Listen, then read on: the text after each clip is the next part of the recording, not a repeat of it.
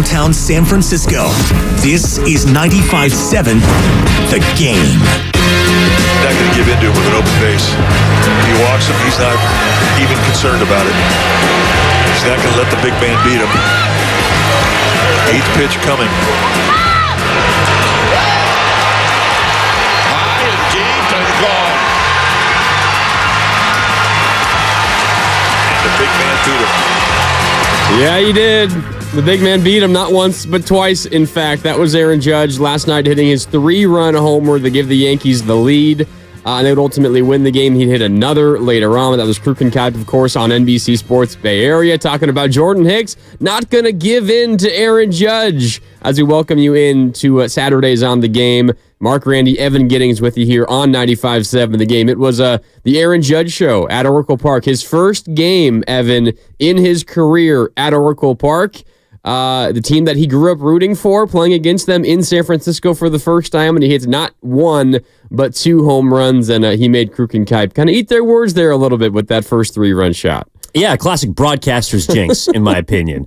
You don't poke the big fella unless you absolutely need to. And look, it was a heck of an at-bat, especially the first one. Hicks just got caught with a cement mixer, and Judge made him pay, but that's why you give a guy 9 years and $360 million, like for those kinds of games, for those kinds of moments. And honestly, for those kind of months of May, what Aaron Judge has been doing to baseball the last 31 days has been absolutely ridiculous. And so I got to say, I'm just glad it's June. I'm just glad that it's June 1st and the Giants are finally going to play this guy and be able to pitch to this guy outside of a month because hopefully he turns the faucet off. Yeah, so he was incredible. He had 3 hits, 2 of them were home runs, 3-run homer and a solo homer. Scored, of course, those 2 runs on those home runs. The 3-run homer came in the 3rd inning, just got it over the left field fence at Oracle Park. And then he hit a solo shot later on in the 6th. The Yankees scored 3 runs in both the 3rd and the 6th. Those are their 6 runs. They win 6-2. Giants did not get much going offensively against Marcus Stroman. And Evan, as we welcome everybody in here to Saturdays on The Game on 95.7 The Game. We're with you until noon today. It's Grandy and Giddings with you. Shout out to New York Ken, although not New York Yankee Ken behind the glass. Jersey Ken. Yeah, Jersey Ken. Well, Bing bong. There you go. Bing bong. Mets fan Ken. He can stay with it. Not a Yankee fan, a Mets fan. So he's good here on this Yankees and Giants conversation. As we welcome everybody in, it's hard, Evan, to not watch what Aaron Judge did last night. And, ask yourself, what if? What if the Giants did manage to get him to sign a contract with the San Francisco Giants now, nearly 18 months ago, when he was going through his free agency and the offseason leading into the 2023 season, when the Giants offered him that same 9-year, $360 million contract that the Yankees eventually offered him. The running theory is Aaron Judge potentially was just using the Giants to get that kind of money from the Yankees. If that was the plan, well, it worked perfectly. But watching the Giants struggle offensively, watching them struggle to hit home runs at Oracle Park, Evan, all year, and then watch Aaron Judge come into the ballpark that he called, like his home as a kid, and watch him hit 2, 1 to dead center and 1 to left field, where the Giants have struggled mightily to hit some balls over the fence. It's difficult for me as a Giants fan to not ask myself, what if? Imagine this dude in the orange and black. This team would have an entirely different feeling. Well, especially after you hear him after the game say it was close. When they asked him about that 2022 free agency, how close was it? Well, it was close. And we spoke to a couple people from New York yesterday. It feels like people from what we've seen on Twitter during that time and then beyond still feel like there was hesitation on the New York side of things. Aaron Boone also discussed it pregame yesterday. Like, it was a stressful 24, 36, 48 hours in New York when they thought that Judge might be leaving. Now, of course, there's the infamous tweet and the arson judge and all the rest from John Heyman, which I think added to some of the, kind of sullen feeling after he eventually decided to go back to the Bronx. I always felt like he was destined for New York. He was going to stay there. But the more that I've had time to reconsider it, it did feel like the Giants were right there. And I know that the Padres were a team that ended up, I think, the most money, but it felt like the Giants were a legitimate player for Aaron Judge. And it just, it was just running through my mind last night watching him hit. Like, that guy could be doing it in a Giants jersey. And I know a lot of people at the time were perhaps happy that they didn't, give an albatross deal to a guy that's on the wrong side of 30 and, a player that might not be able to be as productive on the tail end of his career as on the front. It doesn't matter. Like, those are the kinds of games that you pay $40 million a year for. Those are the kinds of at-bats that you want from your best player. And Aaron Judge is as captivating as any player in baseball, not because of his personality, but because of what he can do with a bat and what he did at Oracle Park last night. Yeah, I mean, he had a really slow start to the season, was nowhere near his normal Aaron Judge self in April, but you look now at his season numbers, and he's near the top of the league in almost every single category. You mentioned his month of May, 14 home runs in May alone, 12 doubles, and 27 RBIs. 26 extra base hits are the most by any Yankees player in a month since Joe DiMaggio had 31 in July of 1937. It's like the last time you find a Yankee player who's had a more prolific slugging month than Aaron Judge in the month of May. Wow, dude. That is correct. Joltin' Joe. It is incredible. Incredible what he's been able to do. A slow start, and then just 4 weeks go by, and suddenly he's right where you would expect him to be. He's the first big leaguer to 20 home runs this season, had 18 entering last night, and then hit 2, both off of Jordan Hicks. And look, Jordan Hicks wasn't terrible. I mean, he said at post-game last night, you just got to tip your cap. He gives up 4 earned in 5 1/3. His defense did not help him out in the 6th inning, although he was a part of that as well. But there was a wild pitch or a pass ball, and then the throwing error back towards home plate, covering the plate, 2-run score on that one, in addition to the Judge solo homer. But if you're Jordan Hicks, you just made a couple of pitches, and a hitter like Aaron Judge, Evan, you make those mistakes when he's this hot, more than likely he's going to make you pay, and it's as simple as that. He made the Giants pay, and now they go into today's game trying to even up this series. You got Logan Webb on the bump. We can talk a little bit more about that as it goes on, but if we rewind to the Giants offseason 2022 leading into 2023, and I want to open up the phone lines for everyone, all those Giants fans out there, 888-957-9570. What was it like watching Aaron Judge in a Yankee uniform hitting 2 home runs at Oracle Park last night? Give us a call if you were at Oracle Park, by the way. Really want to hear from you. What was the environment like? Did you partake in the boos? Did you boo Aaron Judge? And what was it like after you booed him and then he went deep? Evan, I know you talked about a couple of guys you had on with Steiny and Guru yesterday. Evan McPherson from WFAN, the flagship for the Yankees in New York. When talking about booing Aaron Judge, he said, hey, don't poke the bear. Don't poke the bear. And he turns around and hits a home run. He's got a smile on his face as he's rounding the bases, thinking back to his childhood memories. I was going to say a fun moment, interesting moment at Oracle Park, watching Aaron Judge respond to those boos in a way that only a slugger can. Well, I definitely participated in boos last night, but it wasn't at the ballpark. But I would say that tonight, you got to keep booing Aaron Judge. Like, you have to. If you're going to boo someone, you boo them every time they come to home plate. I don't care how many home runs Aaron Judge hits this weekend.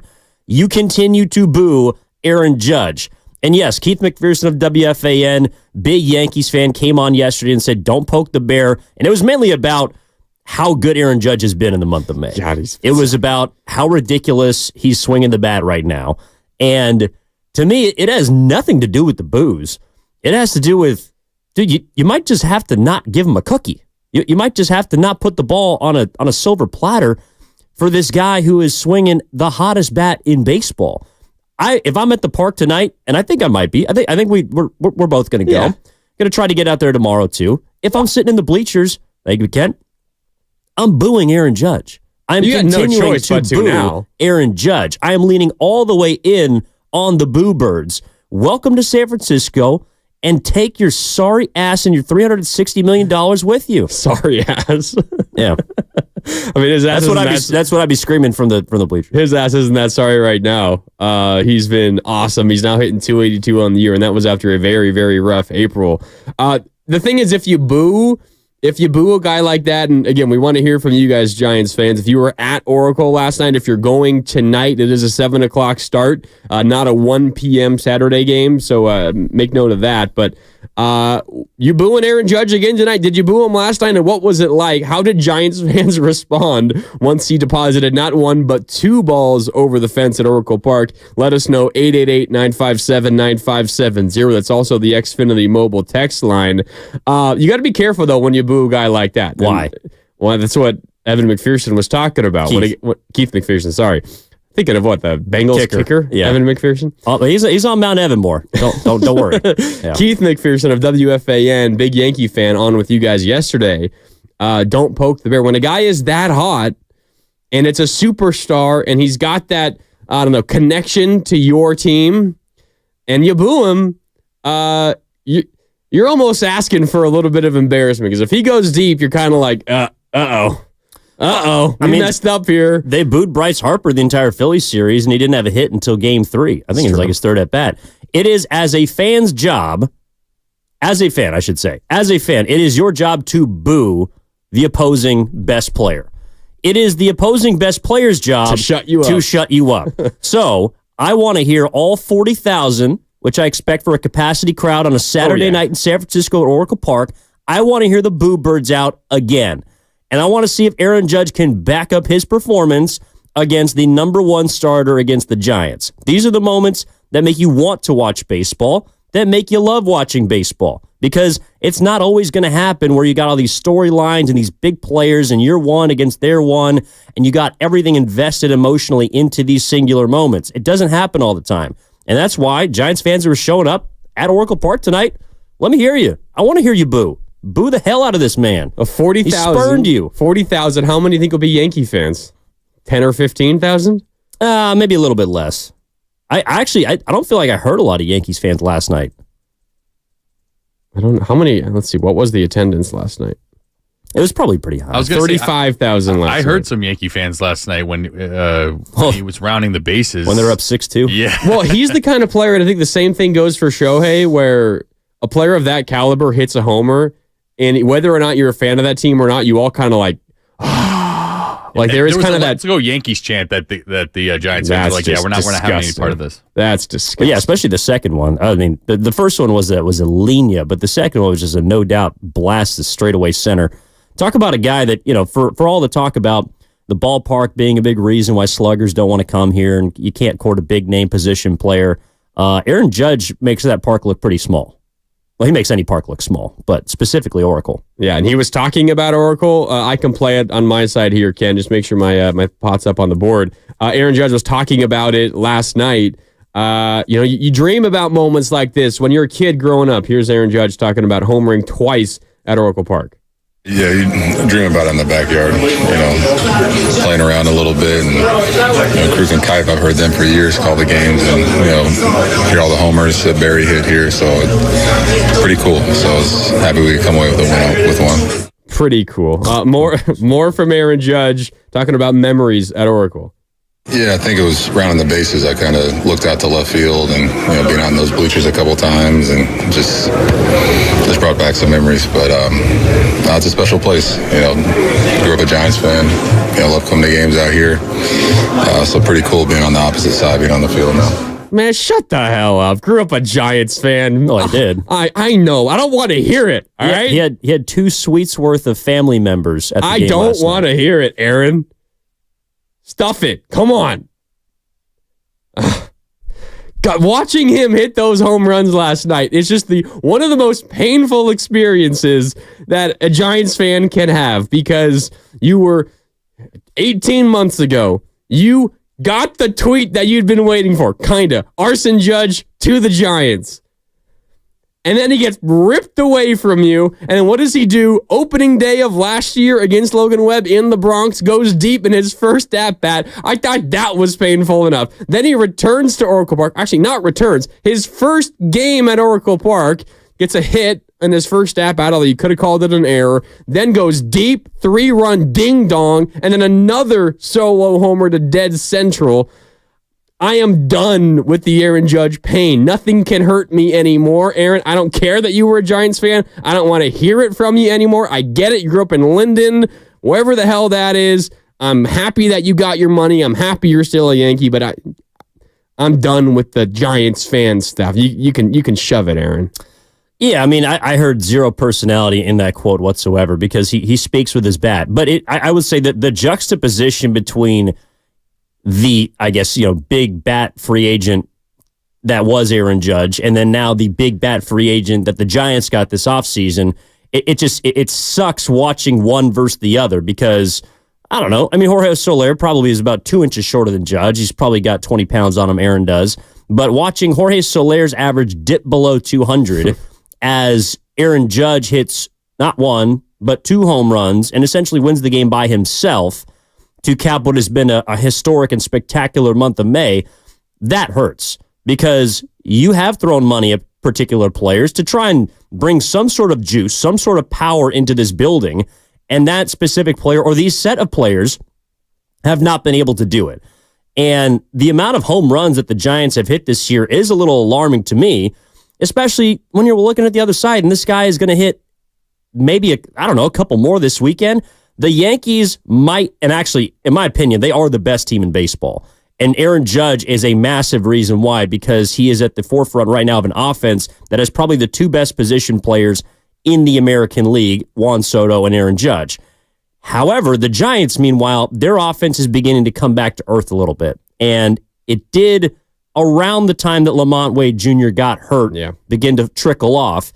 But this is what happens when you run into big boys. You're going to have a couple of these games.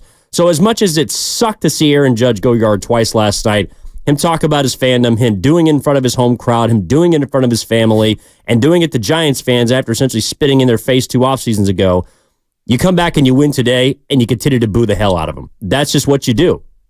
Oh, I think there's also some... I mean, we talk about Aaron Judge spurning the Giants and whatever. He's got to do whatever he wants to do, and I'm not holding that against him. I hate him talking about how he's a Giants fan, and how if he really cared about that stuff, he could have come here. But if you're the Giants and you're a year and a half ago, maybe you don't have as much information about it as you do now, but you referenced, I think, something that Greg Johnson, Giants chairman, said earlier this week to Tim Kawakami of the TK show, essentially using the ballpark, a pitcher's ballpark, as one of the main reasons why a number of prolific power hitters have turned down signing with the Giants. Bryce Harper, you could even go maybe even further, and Giancarlo Stanton before that, but Harper and Judge and Ohtani, Greg Johnson, chairman of the Giants, views the ballpark as a factor there.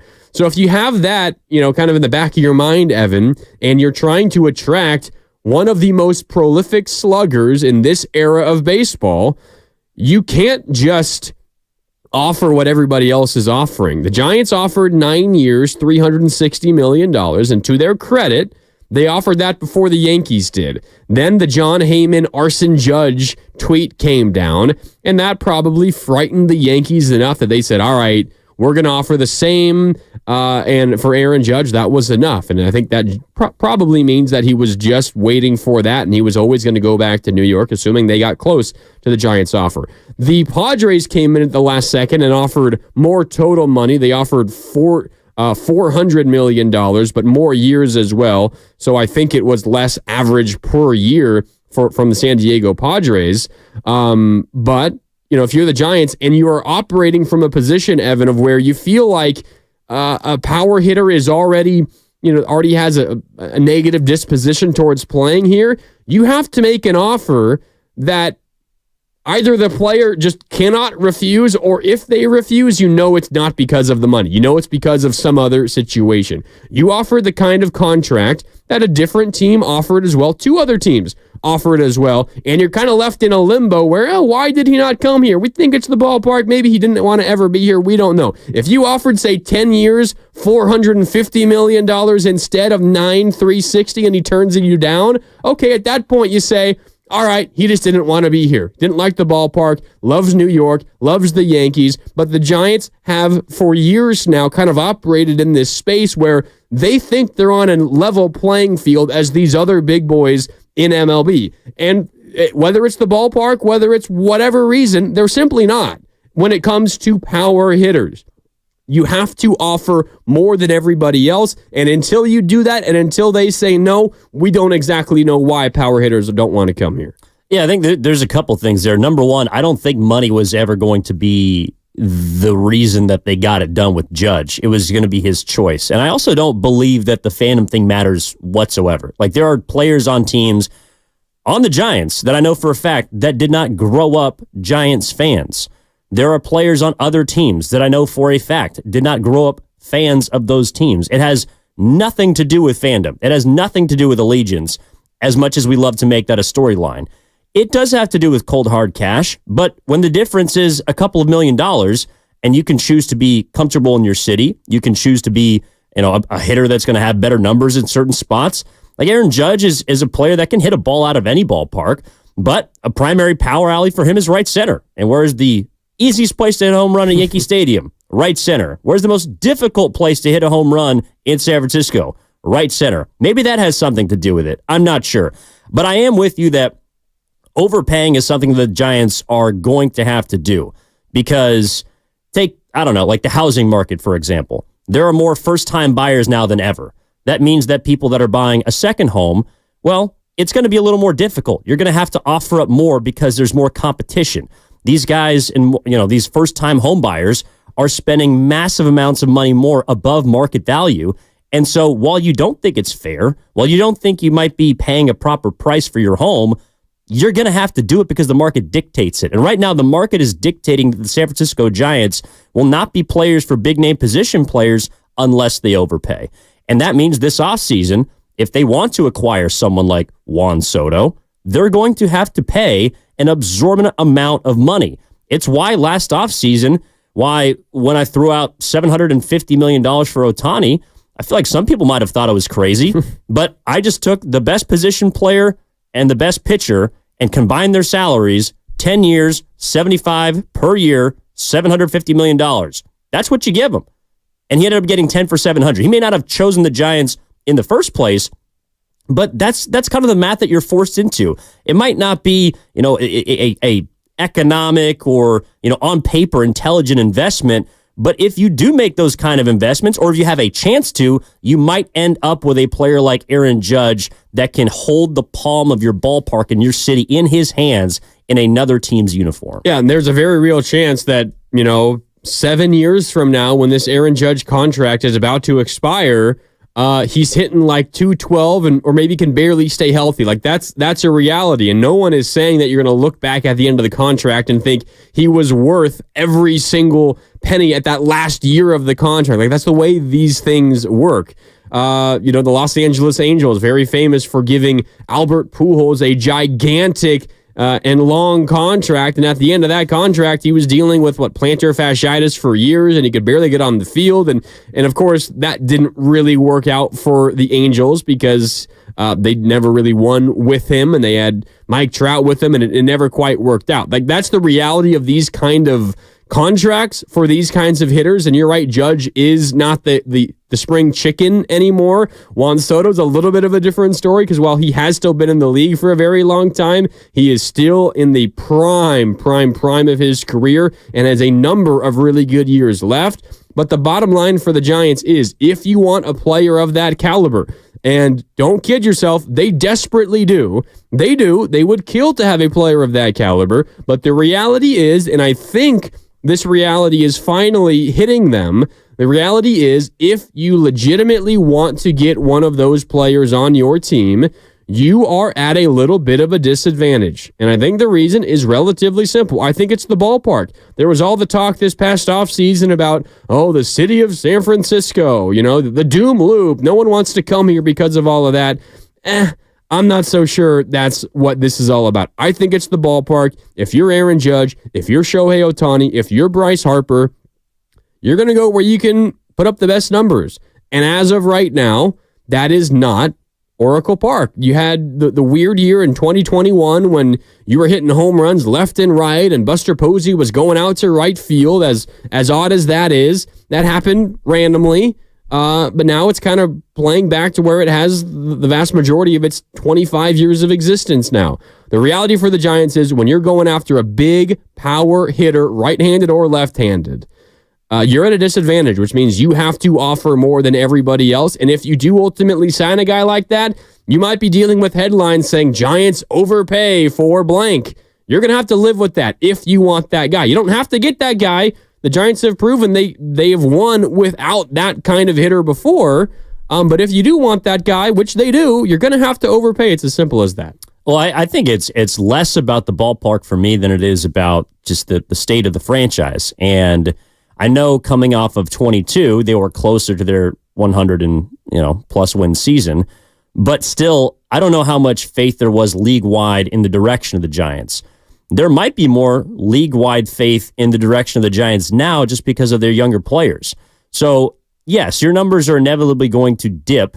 I mean, look at, Juan Soto. The fact that he's hitting 311 right now in New York compared to 250 over his first year and a half in San Diego is not a coincidence. Like, he's still a damn good hitter, but he's not going to hit as well in San Diego as he is probably going to hit in New York. The fact that he hit 35 home runs last year as a Padre is just as impressive as anything else.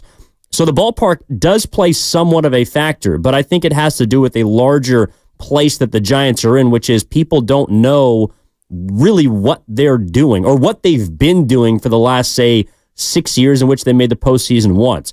I think players want to win, they want to be compensated, and they want to be comfortable. And right now, the Giants can only offer one of those three things. If you're looking at comfort, well, the city is kind of a comfortable place to be, but financially, it's burdening. If you look at, right now, compensation, that's the only thing they can offer. That's the only thing they can do is overpay. And then the third part of it, as far as the productivity on the field, or the competition, so to speak, is right now up in the air. They're a 500 baseball team. Can they move north of 500? I believe so. But in my opinion, I can expand further on the other side. I think it has to do with where the Giants are at, not necessarily where their ballpark's at. Yeah, we can get into that, talk a little bit more about this Giants team as a whole. Playing a lot better of late, but consecutive losses to close that Phillies series, now to open up this Yankees series. They're back to 500 at 29-29. They got Logan Webb going today, your ace, against Cody Petit. He's on the bump for the Yankees. Second start of the season coming up there. So Giants fans should feel confident, I would imagine, with Webb against Petit. We'll talk a little bit more about that and the Giants as a whole. That's coming up on the other side as Saturdays on the game continue. It's Evan and Grandy with you. More coming up next on 95.7 The Game. I don't want to hear it, Aaron. Stuff it. Come on. Okay, picture this. It's Friday afternoon when a thought hits you. I can spend another weekend doing the same old whatever, or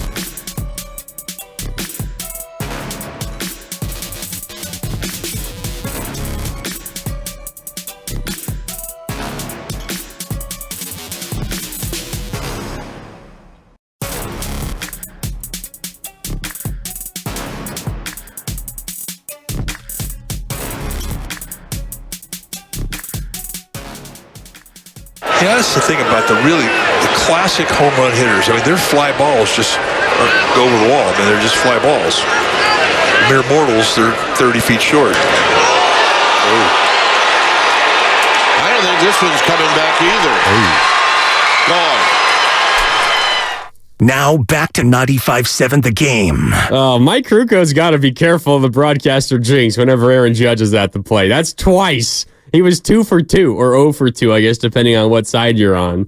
But the first home run that Judge hit, the 3-run shot in the third inning, he's talking about how Jordan Hicks on the bump, he's not going to give in to him here. First and third, full count. You don't gotta give him one. You don't gotta groove one here. You got an open base at second. Yeah, you don't want 2 runners in scoring position, but it's Aaron Judge at the plate, coming off of or closing off the best month of his career. You can nibble. You can try to find a corner. You don't need to give him one.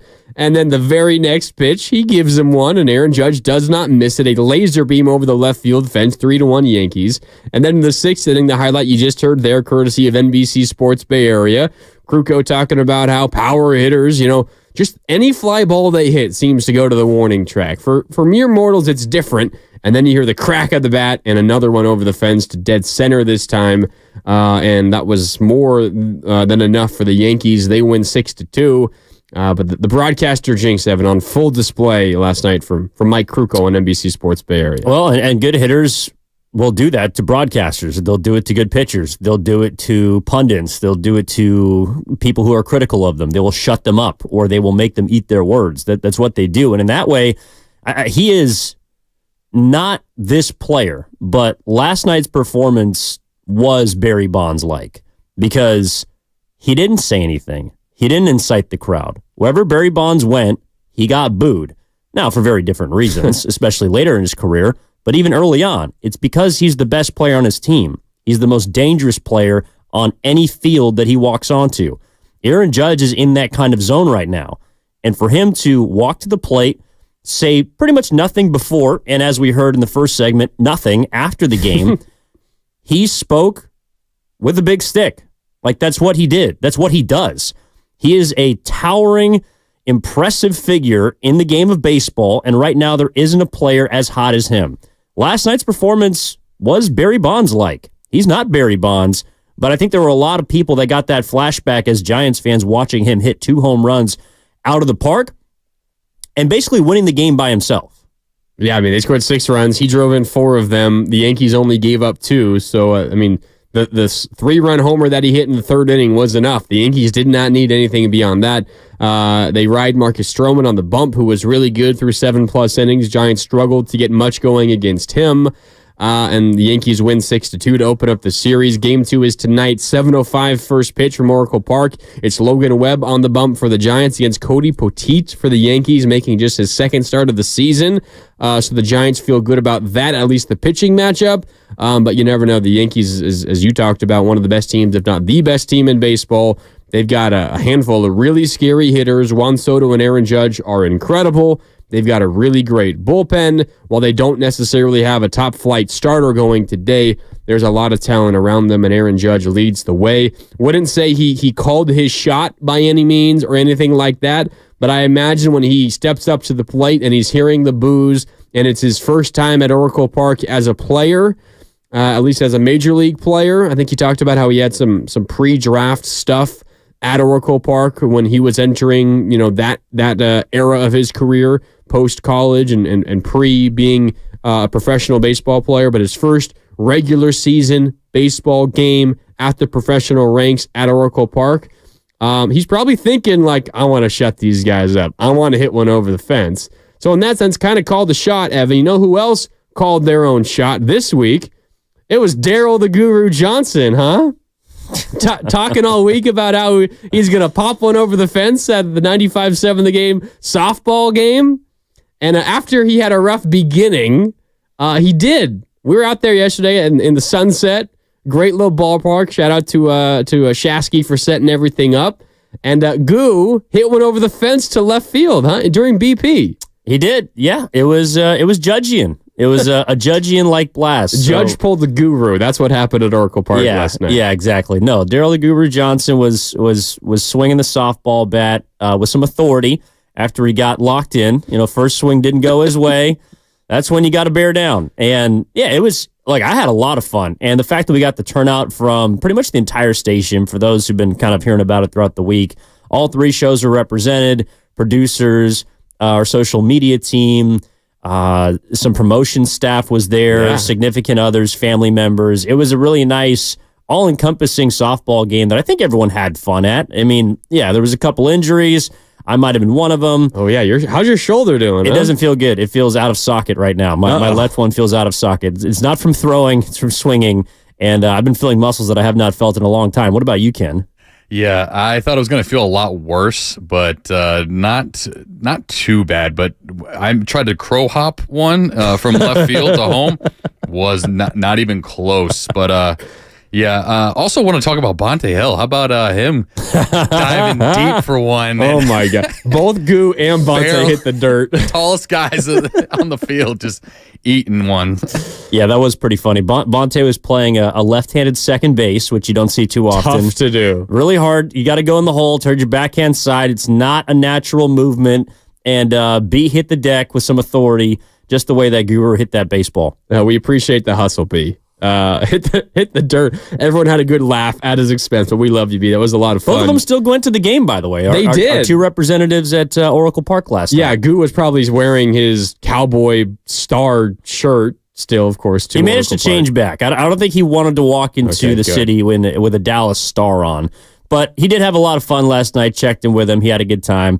And, we had a good time before the game, too. That might have also contributed to the first swing and miss. I felt bad that Goo had to walk right from the car to home plate, essentially, considering the pregame festivities. Yeah.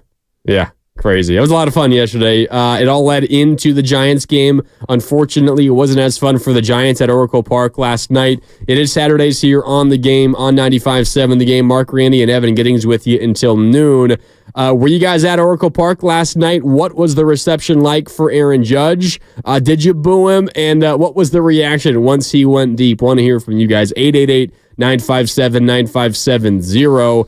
We can talk about some things that Greg Johnson said earlier this week, chairman of the Giants, in a little bit. But I know last segment, Evan, we were talking about maybe reasons why Aaron Judge wouldn't necessarily want to come to the Giants. Maybe it was purely money. And if the money was even, he'd be a Yankee. Maybe it was ballpark related.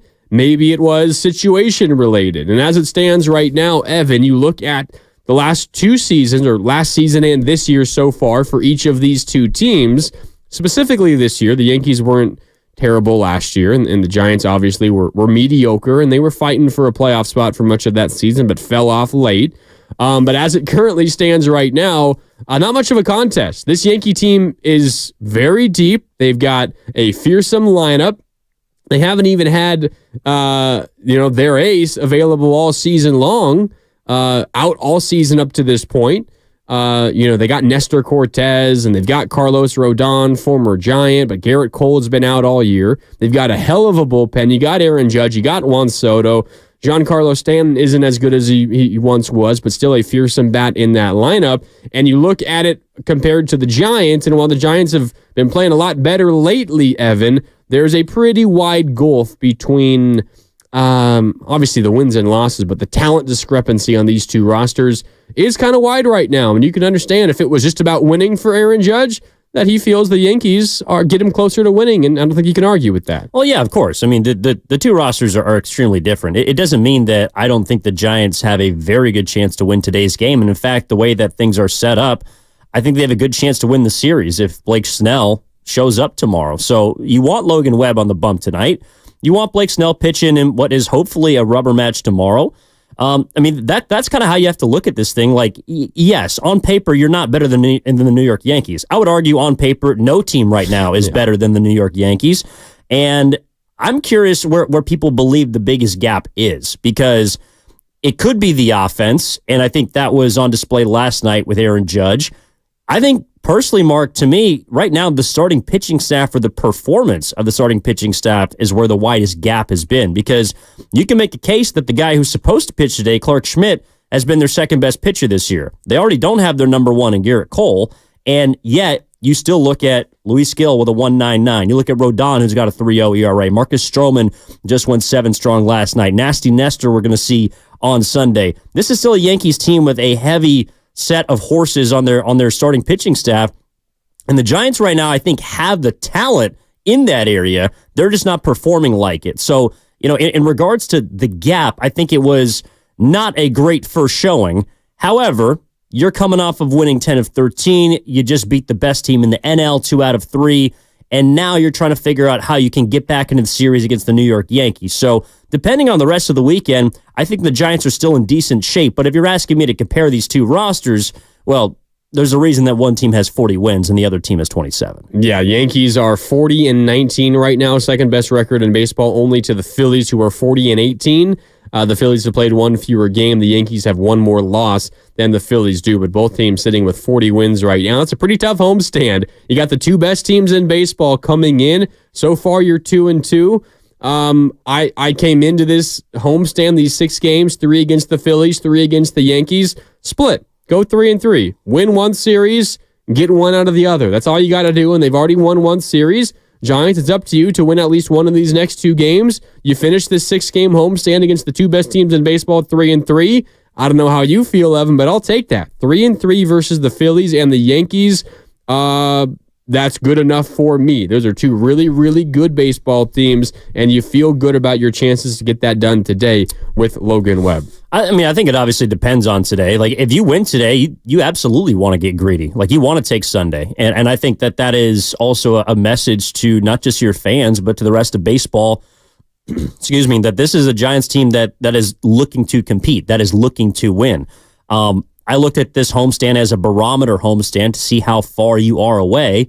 I feel like they're pretty close to the Phillies in some areas. The Yankees right now are also a team that is playing their best baseball. So the Giants might have peaked a little bit during their road trip at the beginning of the homestand. Okay, so if you're not playing your best baseball, if you're not posting runs the way you were over the last 10 games, well, how can you find ways to win? I think the walk-off 1-0 victory against Philly is a prime example of that. That's not a game that you're supposed to win. Throwing your bullpen against their number one pitcher, you still find a way to do it. So the Giants are not going to beat teams based purely off of talent. They're going to beat teams because they're better situationally. And that's where I do think a strength of this offense lies. They do have, I think, some feeling of spot hitting. Like when they need hits, how to get guys, how to manufacture runs. I think that's an important part of this offense that has been a little understated throughout this stretch of May, in which they went 15-13. It's nothing to necessarily write home about. But this is an offense that has been hitting nearly 300 over the last 2 weeks. They scored, I believe, the 6th most runs per game in the month of May. So they've been posting runs. They've been able to put up runs. Now, just can you do it consistently against top-flight competition? That's a question they have yet to answer, because they're going to have to with teams like the Dodgers, and I'll throw even the Padres, who apparently are able to put up 11 hits in a single inning. That was in their own division. So that's where I would like to see them take their next step. Yeah, Dodgers 36-23, first place in the West. Padres 31-29, 5.5 behind the Dodgers. Then the Giants a game behind the Padres, sitting at 500, 29-29. A little bit of space between the Giants and who's up next. Arizona, the Diamondbacks, despite winning the National League last year, they're 25-32. They've been struggling. Corbin Carroll looks like an entirely different player from last year. Giants, you're not out of the NL West race right now. It's more so because the Dodgers haven't been playing their best baseball either, despite the fact that they are still 36-23. You're 6.5 behind the Dodgers in the NL West as it stands right now. We can talk a little bit more about that and the pitching staff here in just a second, but let's get out to you guys who were at Oracle Park last night. I want to talk about the atmosphere, talk about booing Aaron Judge. What was it like once he went deep once, then you boo him again, he goes deep again, boo all his of ass. that. Boo it and keep booing him. You got no choice but to keep doing that. 888-957-9570. Up first is Austin in San Jose. Austin, what's up? You're on 95.7 The Game with Giddings and Grandy. How you doing? Yes, sir. Good morning, guys. Good show. Listen, I'm a casual baseball fan. I admit that up front. I went to the game last night with my wife, and we don't go to a lot of games. We went to one, of course, because the Yankees. And I got to say, man, awesome. just the physical presence of Judge and some of the other Yankees. When you look at, I hate to say this, but the honest, they just have a certain feeling about them, man. And the difference physically, and I know that's not everything in sports, but just the physical aspect of looking at some of the Yankees and the Giants just strikes you as wow, you know. And then with Judge, man, I mean, the guy is just. I watched him in the outfield and I watched him at the plate. The guy is just smooth, man. I mean, I don't know how else to put it. You can tell it's given, you know, God given. And when he hits the ball, you know, they always say it sounds different, and it sure as hell did when he hit it out. And it was just beautiful to watch. I mean, I'm not a huge, and a lot of Yankee fans with their stuff, their gear on, which was cool. It was a really cool atmosphere. I mean, I know the Giants didn't win, but I think the Giants, the Giants fans showed up. I mean, everybody was in their gear and everybody showed. I just think that we got to stop comparing. I think we just stop comparing Giants to teams to somebody like the Dodgers or the Yankees. Just let them be the Giants. I mean, you know, I think the comparisons are really not fair. You're not gonna compare yourself to Judge. The guy is a superstar, and he sure as hell performed last night. I enjoyed watching the 2 home runs, man. Even though I'm not a Yankee fan, it was sure fun to watch those 2 home runs, which were really spectacular. So I would say, man, Aaron Judge, they should have, going back to the comment, obvious, they should have done everything and paid whatever the guy wanted to get him, because just his presence alone is worth the price of admission to me. I'm not into all the stats like you guys are, but just the physical presence of the guy just makes it all worth. That's all I got. Thanks, guys. Yeah, appreciate it, Austin. I think Austin speaks for a lot of, and he said casual fans. I think he speaks for a lot of, you know, just people in this area. And I feel this way a little bit. I kind of don't like that I feel this way, but if you're a fan of sport, you know, you like to go out to games every once in a while, you're a baseball fan, maybe you're not like die hard, every breath you take, you know, you bleed orange and black, like all of that. Like if you are that kind of fan, first of all, I love you. That's how I've spent a lot of my life as well. But if you're kind of maybe a little bit more in the middle where, you support your local team, you just like to go out and see, you know, ball players, and you like to watch games and enjoy a beer with fans, get out there on a Saturday afternoon, Sunday afternoon, get some garlic fries and hang out. Aaron Judge is the kind of attraction that you go out and see. And it's kind of what we were talking about earlier, where it doesn't necessarily get a reaction from just the Yankee fans. A guy like Aaron Judge steps to the plate and he hits one out. It's like kind of like Steph Curry in his prime, 2016, when he was the unanimous MVP. Everyone is out there an hour and a half before tip-off watching Steph Curry get his pregame work in. He hits a 3 in Washington, D.C., and the whole arena goes, whoa, ah. It's the same thing with Aaron Judge. When he is in San Francisco, when he is in Kansas City, when he's in anywhere, it doesn't matter where he is, he hits one out, and you get like kind of a universal wow reaction from guys wearing Yankee fans, from wearing Yankees jerseys, from people wearing Giants jerseys. He's that kind of attraction, which is why he's so attractive to teams like the Giants trying to get him. And I get everything that Austin is saying. However, it kind of frustrates me a little bit, and I kind of feel what he's saying, but and I can't help it. I almost don't really like the fact that I feel this way, but I do feel that way about Aaron Judge. But as a Giants fan, I want to go to watch my team play and to root against those other stars, not to, you know, go and fingers crossed, oh, I hope Judge hits one tonight because I want to see it. Like, that sight is awesome. I might never get to see it. It's the first time he's ever been at Oracle Park. But that's just the kind of player that he is. He elicits that kind of response from fans, and when he's on your team, it's great. When he's not, you almost are rooting against your team for a moment to see something happen. Well, there are players in all sports that are universally respected just across fan bases. Like, they might get vitriol thrown their way. They might get booed from time to time. But at the end of the day, I think most people are not going to tell you that they dislike the way Steph Curry plays basketball, or they dislike the way that, I don't know, you know, in football that Patrick Mahomes throws a football. They might not like him because he beats their team all the time, and they might not like the fact that, I don't know, they might be inflated in some people's minds in terms of historic rankings and all the rest. But when you watch them play, you're right. Like, there is universal respect. And I think that was something that applied last night to Aaron Judge. To Austin's point, he's a casual baseball fan. He and the wife are out of the game to have a good time. It's a fantastic place to watch any team play, nevertheless, the Giants. And you're getting arguably the best show in sports in a Yankees team that is playing at their peak with the best hitter in the AL doing his thing. That right there is an attraction. Like, that right there is must-see entertainment.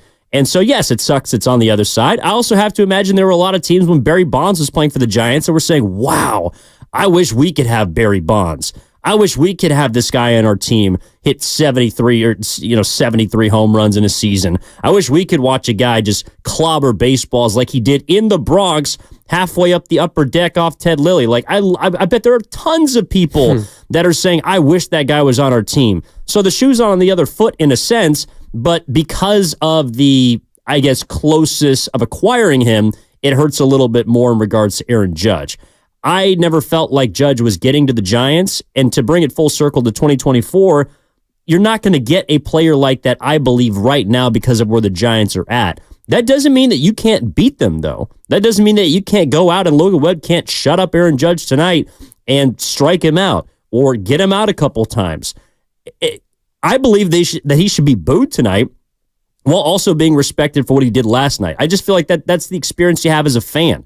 I mean, you root for your team, you root against the other team, but if the other team does something and they do it in a respectable manner, which Aaron Judge continues to do, well, then you just got to tip your cap, which is what I believe Jordan Hicks said last night after the game. That's exactly what he said. Yeah, he made a couple of mistakes, and he's also a kind of hitter where even if you don't make a mistake, he can make you pay for a borderline pitch. And Aaron Judge turned around a couple of mistakes, hit 2 home runs, drove in 4. Something else that Austin said, and you guys can join the conversation, 888-957-9570. It's Saturdays on the Game with Evan and Grandy here on 95.7 The Game. Talking about how it's unfair to compare the Giants to teams like the Dodgers and the Yankees. And while I think it's understandable, and I agree with you, Austin, in the sense that, like, let's not expect the Giants right now to be as good as the Dodgers, to be as good as the Yankees. Dodgers came in and won 2 of 3 earlier. They swept the Giants in LA. Giants are 1-5 against the Dodgers this year. As of right now, 0-1 against the Yankees. They're 2-4 against the Phillies. You got swept by Philadelphia, or 2-5 against the Phillies because you got swept at a 4-gamer, and then you took 2 of 3 against the Phillies here at home. They have fallen short against the better teams in baseball. But if you're the San Francisco Giants, and you're a team that has one of the highest payrolls in baseball, you live in one of the biggest markets in the country, who else are you supposed to compare yourself to? Like, I get for this season, if we're talking about, the Dodgers are in town. They got Ohtani, and they got Betts, and they got Freeman, and Glasnow is a killer on the mound, and they just got Walker Buehler back. Like, that's a really good baseball team. And for me to say I think the Giants should be compared to them for this season, okay, they're not going to be as good as those teams. But from a larger sense, from an organizational standpoint, and from an expectation standpoint moving forward, from this team should be fighting for a playoff spot and for a division crown every single year, that's who you're comparing yourself to. You are on the level of the Dodgers, of the Yankees, of teams like that in terms of the pedigree that your franchise has. And there's a lot of Giants fans. I think Austin is hitting on something that a lot of Giants fans feel. It's almost like a sense of inferiority to those other great brands in Major League Baseball. The Giants should be and have for a long time been one of those top brands. Well, I think attendance would point this season to them becoming or reemerging as a top brand or a place that is seen as a must-see attraction, because right now they're 8th in attendance. Last year they were in the teens. The last few years, they've been in the teens since the pandemic. So I do think they're bringing fans back to the ballpark. I think it's a reflection of the investment from ownership. And I think it's also a result of them playing good baseball, or 500 baseball so far. But I think they're trending up. It's interesting, though, because you bring up the comparison to the Dodgers and the Yankees and, I don't know, whoever else you want to throw in, the Phillies, whatever. Yeah. Just because you don't have the talent on that team, and you might not beat them head up, doesn't mean you still can't be a good to great ball club. Take, for example, the team that won the World Series last year, the Texas Rangers. Mm-hmm. They went 4-9 in the regular season against the Houston Astros. They did not take a single series from their division rival, who was seen in many ways as like the AL West's Los Angeles Dodgers with their level of competition and the amount of winning that they've done. They didn't take a series from the Braves. They didn't take a series from the Dodgers. Those were the best teams in baseball last year.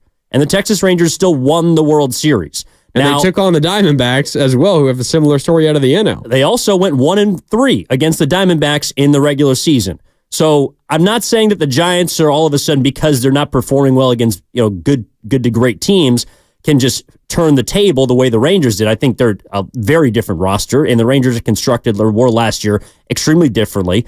But it just goes to show, just because you don't defeat a team head up doesn't mean that if you're not playing your best baseball, that you still can't be a competitive club and a postseason club, which is a place that I expect the Giants to be back in this season. Yeah, I mean, with the expanded playoffs, the expanded wild card in Major League Baseball, now the Giants have it well within their grasp to make a postseason. And, you could pull a Diamondbacks from last year. You just get hot at the right time. And this is certainly a pitching staff that, when fully healthy, I think is good enough to put fear in a lot of good teams in the National League. We can talk a little bit more about that. We got to take a quick break. We've also got to dive into some Niners topics. George Kittle talking about how this is a win now year for the 49ers. That's coming up. Also, some offseason nuggets about the Golden State Warriors from Anthony Slater. We can dive into that as well. But more Giants on the other side. It's Giants and Yankees coming up tonight.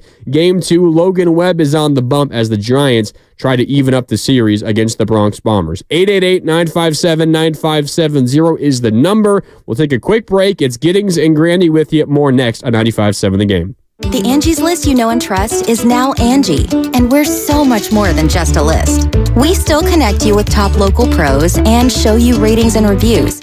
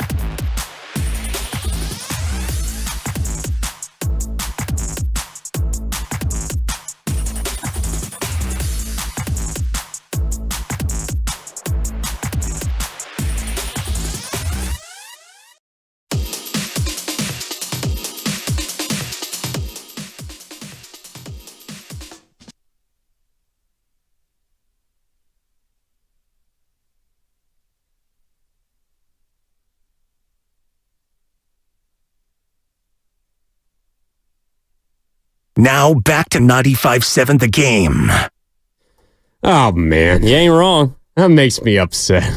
Well, Curry was out there last night. He was playing catch with Cannon in the dugout. It was pretty cute. Yeah, a bunch of Warriors were out there. They were up in a suite. Cannon Curry stole the show. He was dancing out on the Jumbotron. He also got on the TV broadcast. It was also, I think it was African American Heritage Night, which was a pretty cool thing the Giants set up. So, yeah, Curry, a lot of other guys were out there.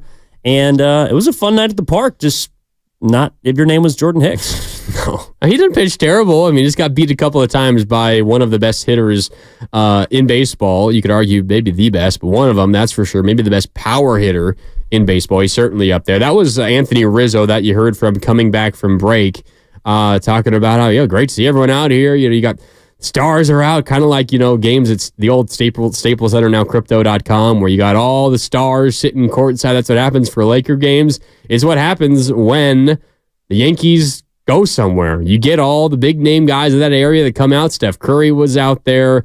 The place is packed. You have people like, Austin in San Jose who called us earlier, and you can join the conversation, 888-957-9570. It brings the casual fans out, and the Giants certainly hope and want as many fans to come out. And even if they are, a Yankee fan or, God forbid, a Dodger fan, the Giants will accept your money no matter what the hell you're wearing.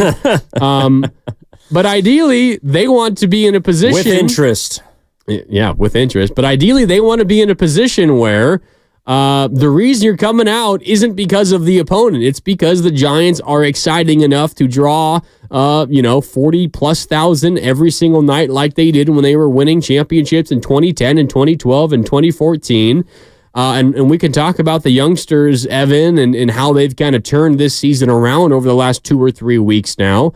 Marco Luciano going on to the IL with a hamstring injury. We could talk more about that and what the Giants do at shortstop when everybody gets healthy.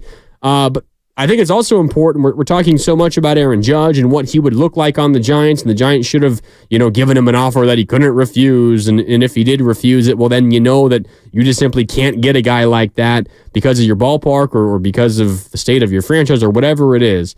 But the Giants, Evan, won 3 World Series in 2010, 2012, and 2014 without much in terms of major free agency, and especially on the offensive side of free agency. Yeah, they've always gone out and they've spent on pitching. I mean, Barry Zito was a part of 2 World Series, although not really part of the one in 2010, was not on the postseason roster. He was a gigantic free agent acquisition, but they won in those years because of the strength of their pitching, which was largely developed through the draft, and their offense was draft developed as well with Buster Posey and Pablo Sandoval and Brandon Belt and Brandon Crawford. Now, you had some pieces that were not, from your organization. Hunter Pence was not a free agent acquisition, but a trade at the trade deadline in 2012. And then he helped you win that year and also in 2014 and kept you competitive in 2016 and all of that. But if we are getting so frustrated, at least I know I am, I can feel it in me that the Giants don't have that big bopper in the middle of their lineup. A little bit of solace in the fact that the Giants have proven, and now it's been a decade since that happened, but they've proven that this organization can win without that kind of free agent bat in the lineup. But then, Evan, it comes back to these youngsters, Matos and Ramos and Luciano and Bailey.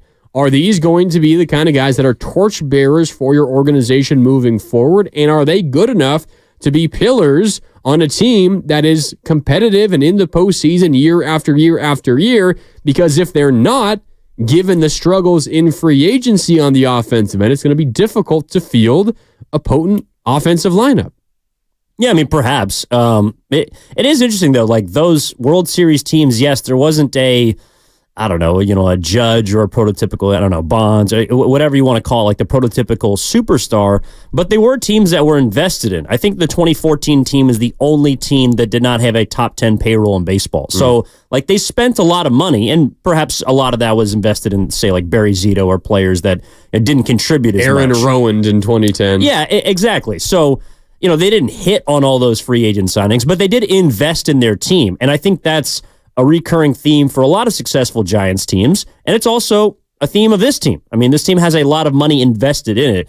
What I was curious to I guess, learn more about with these two series in regards to the kids is, all right, not necessarily is the moment too big, but you're going up against the two best teams in baseball. How are you performing? I think Heliot Ramos has looked pretty good. I think Luis Matos is being asked to do too much right now, especially at the plate. I think he's someone that right now, at this point in his career, is probably not your everyday leadoff hitter, but due to injury and due to the fact that he was swinging it pretty well 2 weekends ago, he's been forced into that spot. I wouldn't be surprised if by the end of this series or next week, Luis Matos is no longer hitting leadoff, because I don't think that's right for him currently. I think he's been a bit overpowered against Philadelphia and now New York so far. And that's something that's also okay. Like, that's to be expected. When you're a young guy, you're getting brought up, you're essentially being thrown into the fire while also playing a very good center field.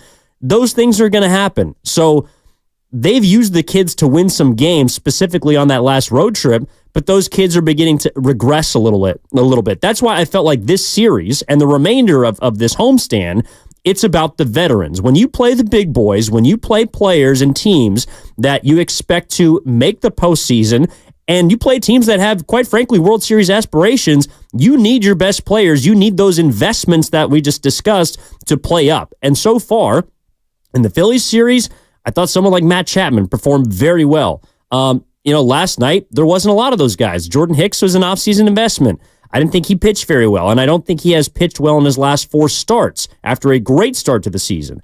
You need guys like tonight and tomorrow, Logan Webb and Blake Snell, to pitch well, to go deep into these games against a lineup that is very potent. So as much as we're learning more about these kids, I can't make a declaration on who they are or who they're going to be yet, because I think they've looked overpowered a bit during these 2 series, which is understandable. My eye would be more so on the veteran players, because those are the guys that have been in the big leagues for some time, that have staying power or are supposed to have staying power. And so far, they've been able to help you win a series against Philly, and we'll see what they can do against New York. So I need the veterans to step up on a night like tonight and help you get back even with the Yanks. Well, it could also be, you're talking about veterans, and I agree with you, and you highlighted Logan Webb and Blake Snell. I think tomorrow is a huge day for Blake Snell. I think he's got to show some sort of improvement, and I know historically he still hasn't been great in the month of June. It's kind of been like a first half of the season, second half of the season kind of story for Blake Snell. But it also goes for the offensive veterans as well. Matt Chapman had an awesome road trip where he was hitting home runs left and right, and we know what he was doing defensively, but he's still hitting just 237 on the year. Yastrzemski's hitting 219.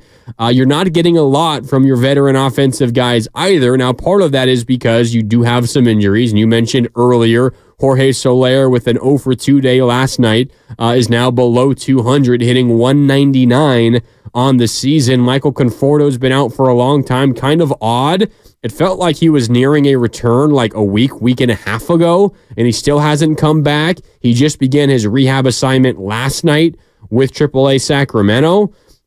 Obviously, you're without Jung-Hoo Lee for the whole season now. You do have some positive developments for both Alex Cobb and Robbie Ray, who are beginning to throw and, trying to get back. And once they do get back, the Giants' rotation becomes interesting.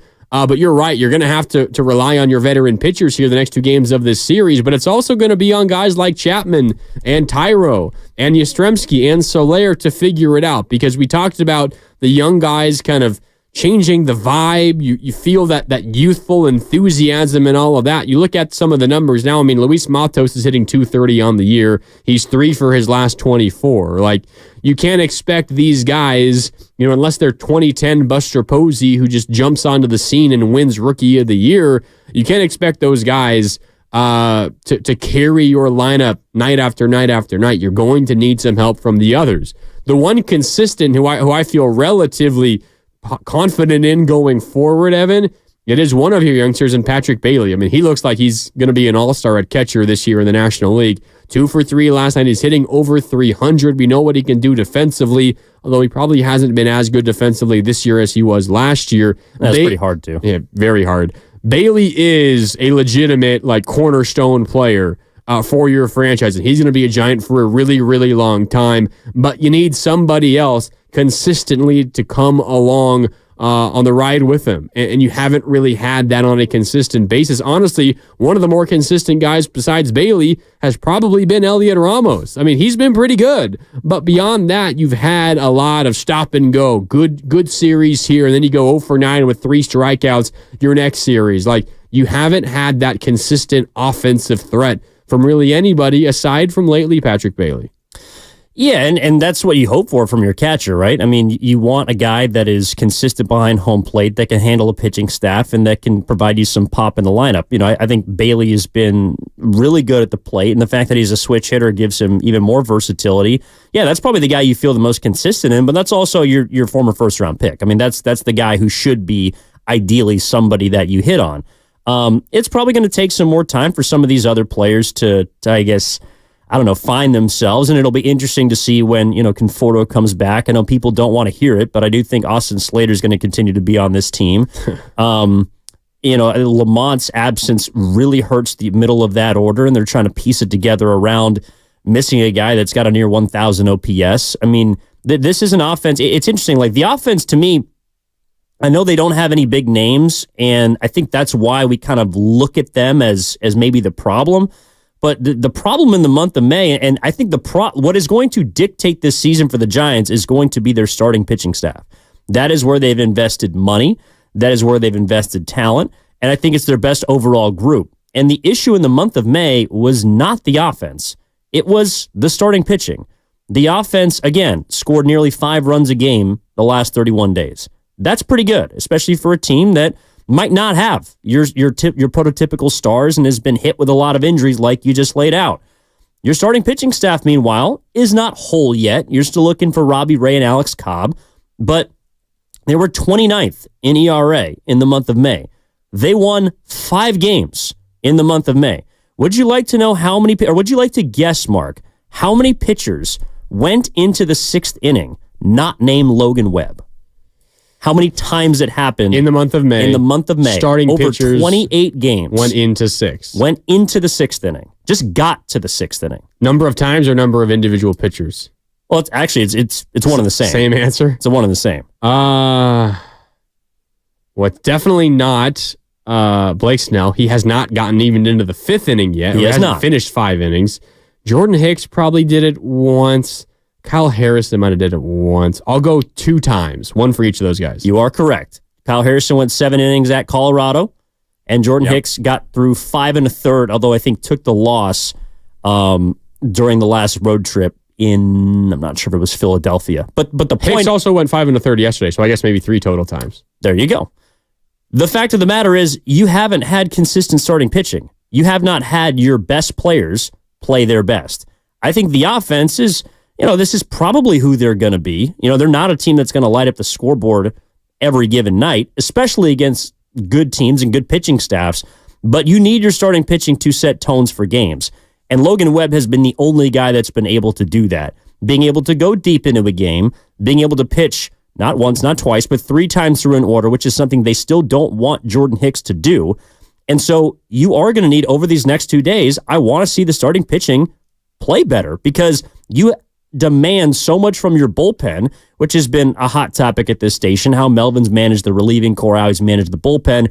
They covered the most innings in baseball in the month of May because the starting pitching staff covered the fewest innings in the month of May. So if that's where your investment is, if that's where your talent lies, I need that group to be better. And that's, to me, the most glaring part of this team right now, is the fact that your best pitchers have not performed like it outside of Logan Webb. Yeah, Logan Webb has had a couple of starts in a row where he was a little iffy, but he's still been really, really good largely, in his last couple of starts has been really good. But you're right. I mean, he's got to come out there and have a good game today, and Blake Snell tomorrow is going to be really interesting to keep an eye on. But I think while everything you're saying is right, you need more out of your starting pitchers. I mean, you also look at the injuries that they've been dealing with. You can kind of understand why maybe they haven't quite been at their best. Alex Cobb has not pitched at all this year, and Robbie Ray, you're not expected to have him pitch yet, but he also hasn't pitched at all this year. Keaton Wynn, who's had a handful of nice starts for you, although his last two before he got hurt were disastrous. He has been out for a long time as well. Now, when this starting pitching rotation does get healthy and you have Logan Webb and Blake Snell and maybe Jordan Hicks, Kyle Harrison, and Alex Cobb, who was an all-star last year, and Robbie Ray, who's a former Cy Young Award winner when he was in the American League. Like, you've got a lot of really quality arms, and at that point, there would be no excuses for that group. Like, that's a really, really good group, and maybe that also fixes some of the Giants' problems, because at that point, you got maybe 6 starters that you could go to, and maybe you turn Jordan Hicks back into a bullpen arm, and that can help out the back of the bullpen as well. You know, he could be throwing 96, 97, 98 in a bullpen, out of the bullpen, instead of, having to throw 94 when he's a starting pitcher, because he's got to save himself just a little bit. And he's already nearing the number of innings that he's thrown in a single season in his career. So maybe that does happen eventually. When all those guys get healthy and they have all those guys together in the starting rotation, Evan, this becomes one of the better rotations in baseball. But until then, they kind of got to patchwork it together. And when you're dealing with a patchwork unit, you need your proven guys, your veterans, the guys you're talking about, Logan Webb and Blake Snell, to carry the brunt of the burden. And lately, it's been a little bit more of a one-man show with Logan Webb and everybody else falling behind, which is why I think tomorrow it's a really big start for Blake Snell. I know we're not talking about like do or die. You got to win this game. You got to go 5 innings, Blake. Otherwise, this is a disaster and this was a bad decision to sign you. It's not as dire as that. I just need to see a little bit of improvement, a little bit of a step forward from Blake Snell, that he's a guy who you can lean on to help carry this rotation in the future. Yeah, and historically, he has not been very good against the Yankees. I think he has a losing record and an ERA in the 4s. A lot of that is from his time in Tampa Bay, but he has not pitched well in his career against the Yankees. So I do agree it's a big start for him, especially considering his start in San Francisco. The injury thing, though, is tough for me, because I believe that across a 162-game season, like, you're never going to be fully healthy. Like, I know that, okay, you want to get, obviously, Ray and Cobb back and Wynn back, but around that time might be the time that Jordan Hicks hits a wall. I kind of think he's already begun to hit a wall a little bit.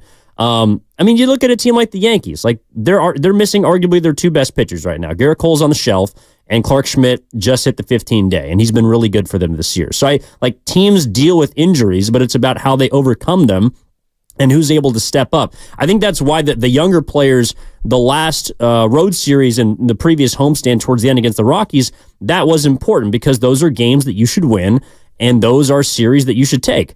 And they still have a chance to take their 5th consecutive series if they win today and set it up tomorrow, which ideally creates a great situation for Blake Snell.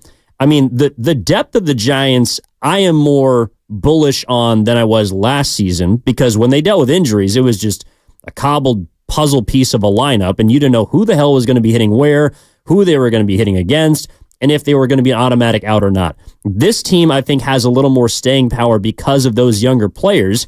I just think that right now in their careers, outside of perhaps Patrick Bailey, these kinds of series might be too big for them currently. However, they're important, because if you learn from going up against the Phillies and Yankees, particularly the Yankees, next time you play the Dodgers, next time you have a big series against the Padres, next time, well, heck, they got Arizona coming up. They got Texas coming up. They got Houston coming up, who's beginning to play better baseball. You still have 3 more series against top-flight opponents, in my opinion. And so these are going to be the kinds of games that hopefully can help the young players, I guess, expedite their development and their growth, because it's unfortunate, but they have no choice. They're either going to sink or swim. Some of them have been swimming more than they've been sinking, and vice versa. I think Bailey's the one that I feel most confident in right now, but it also is probably because he's got the most big league time under his belt. Yeah, you've got, as you mentioned, Diamondbacks, Rangers, Astros coming up. You got at the end of June another series against the Dodgers here in San Francisco. You go to Atlanta July 2nd through 4th, so you're in Atlanta on the 4th of July. Cleveland after that. You got a lot of really good teams coming up on your schedule. And obviously, you jump ahead a month from now. You don't know what the lineup, what the roster is going to look like at that point, there's a very good chance that you're getting a lot of your veteran guys back from injury. What does that mean for someone like Luis Matos, for Elliot Ramos? Marco Luciano likely will be healthy by that point. Who is even up here at this stage? It's going to be hard to send those guys down, even for a guy like Luis Matos, who's struggling to swing the bat right now. I mean, he's been playing a pretty good center field. He gets to a lot of balls out there with his speed and his quickness. We'll see what the future does hold, but you're right. There are some more challenges ahead on the radar for the Giants. All right, let's go back out to the phone lines here on Saturdays here on 95.7 The Game, 888-957-9570. Up next is Gary in San Ramon. What's up, Gary? How you doing on this Saturday? Hey, man, just a great day. Good show, good talking points. A couple of things with the lineup. The top of that order, ideally you want somebody, and this is, obviously dependent on missing Wade and missing Lee, but you want somebody that's going to hit 350 on base. And right now, I think a good candidate to move up would be Ramos, because his numbers are far superior with the same amount of bats to Matos. And I'd like to give him a shot there. I'd like to see Bailey move up a little bit in the lineup. And then, I don't know about Yaz in the 2-hole, but I think Melvin's got his hands tied a little bit with the lack of production there. I don't know where to put Tyro. Maybe Tyro, a 2 guy. And then the other thing is when Conforto comes back, if Soler continues to slump, let's fit Soler and platoon him and Conforto, especially Conforto with the hamstring. So what do you guys think about that? Yeah, good call, Gary. I think Bob Melvin's in a situation where you don't really have a real leadoff hitter and you're kind of just trying things out. I do hear you, Gary, that Luis Matos probably is not your ideal leadoff hitter. In fact, certainly not hitting 230 on base at 256. I think maybe if you were healthy, you go a little bit against the grain and, you put someone like Lamont Wade up there. He's not your prototypical leadoff guy, and so many teams are away from the prototypical speedy base stealer leadoff hitters nowadays, like the Phillies, for God's sakes, lead off with Kyle Schwarber, and he's, draw a walk, hit a homer, or strike out. Like that's what he does, and he doesn't steal a lot of bases. He's a power hitter. Giants probably would be leading off Lamont Wade, would be my guess if he was healthy at this point, at least when they make a change away from Luis Matos. I think they likely will. But if you're building a lineup, Evan, you're Bob Melvin, and you're in charge of handing in the lineup card every single game, you don't feel good about your options at the top of the order, specifically the leadoff hitter right now, because you're dealing with injuries. Jung-Hoo Lee was your guy. Maybe Lamont Wade was going to be your guy. And now you're just kind of picking and choosing and seeing if you can find something that eventually sticks. Yeah, I think because of the starter tonight, I wouldn't be surprised if Matos is back in the leadoff spot. But if he's not in the near future, I don't have a problem with it. I think when Lamont or even Conforto comes back, like Melvin has shown you that he wants a lefty in the 2-hole, because if you look at the lineup or just the offense in general, they don't have a lot of southpaw bats, particularly good ones. I mean, Wade and Conforto are probably your only 2 guys. Wade has been performing very well, and Conforto is a quality bat. But that's why Yaz is hitting second. It's because he's left-handed. So if anything, in order to restructure the lineup, you might want to see Patrick Bailey hit second because he is a switch hitter. Yeah. But yeah, your hands are tied if you're Bob Melvin at the leadoff spot. I think it's just about riding the hot hand. Ramos is an interesting player because while he does get on base at a far higher clip than Matos, he also strikes out a lot. And I know that it's not as important nowadays, but I think one of the reasons why Matos can hit towards the top of the lineup is because he has very good contact skills. He's not going to walk a lot, but he also doesn't strike out a ton, and he puts the ball in play. So from that perspective, you want him in a position with runners, I don't know, like in some sort of position to threaten. Ramos, the other thing too is, and this is something that I thought about with Matos, and I think could happen to Ramos if he moves to the leadoff spot, is when you hit lower in the lineup, you're going to get easier pitches to hit. It's just how it goes. The moment you start moving towards the top, not that there's an innate just significant level of respect that you get, but you're going to be pitched different. And you're also going to be more of a priority. You're going to be higher on the scouting report. You're going to be a player that guys want to get out. and they want to do it, you're just more of a priority. So if Ramos moves from, say, he's been hitting typically like the last 3 spots of the order, 7, 8, 9.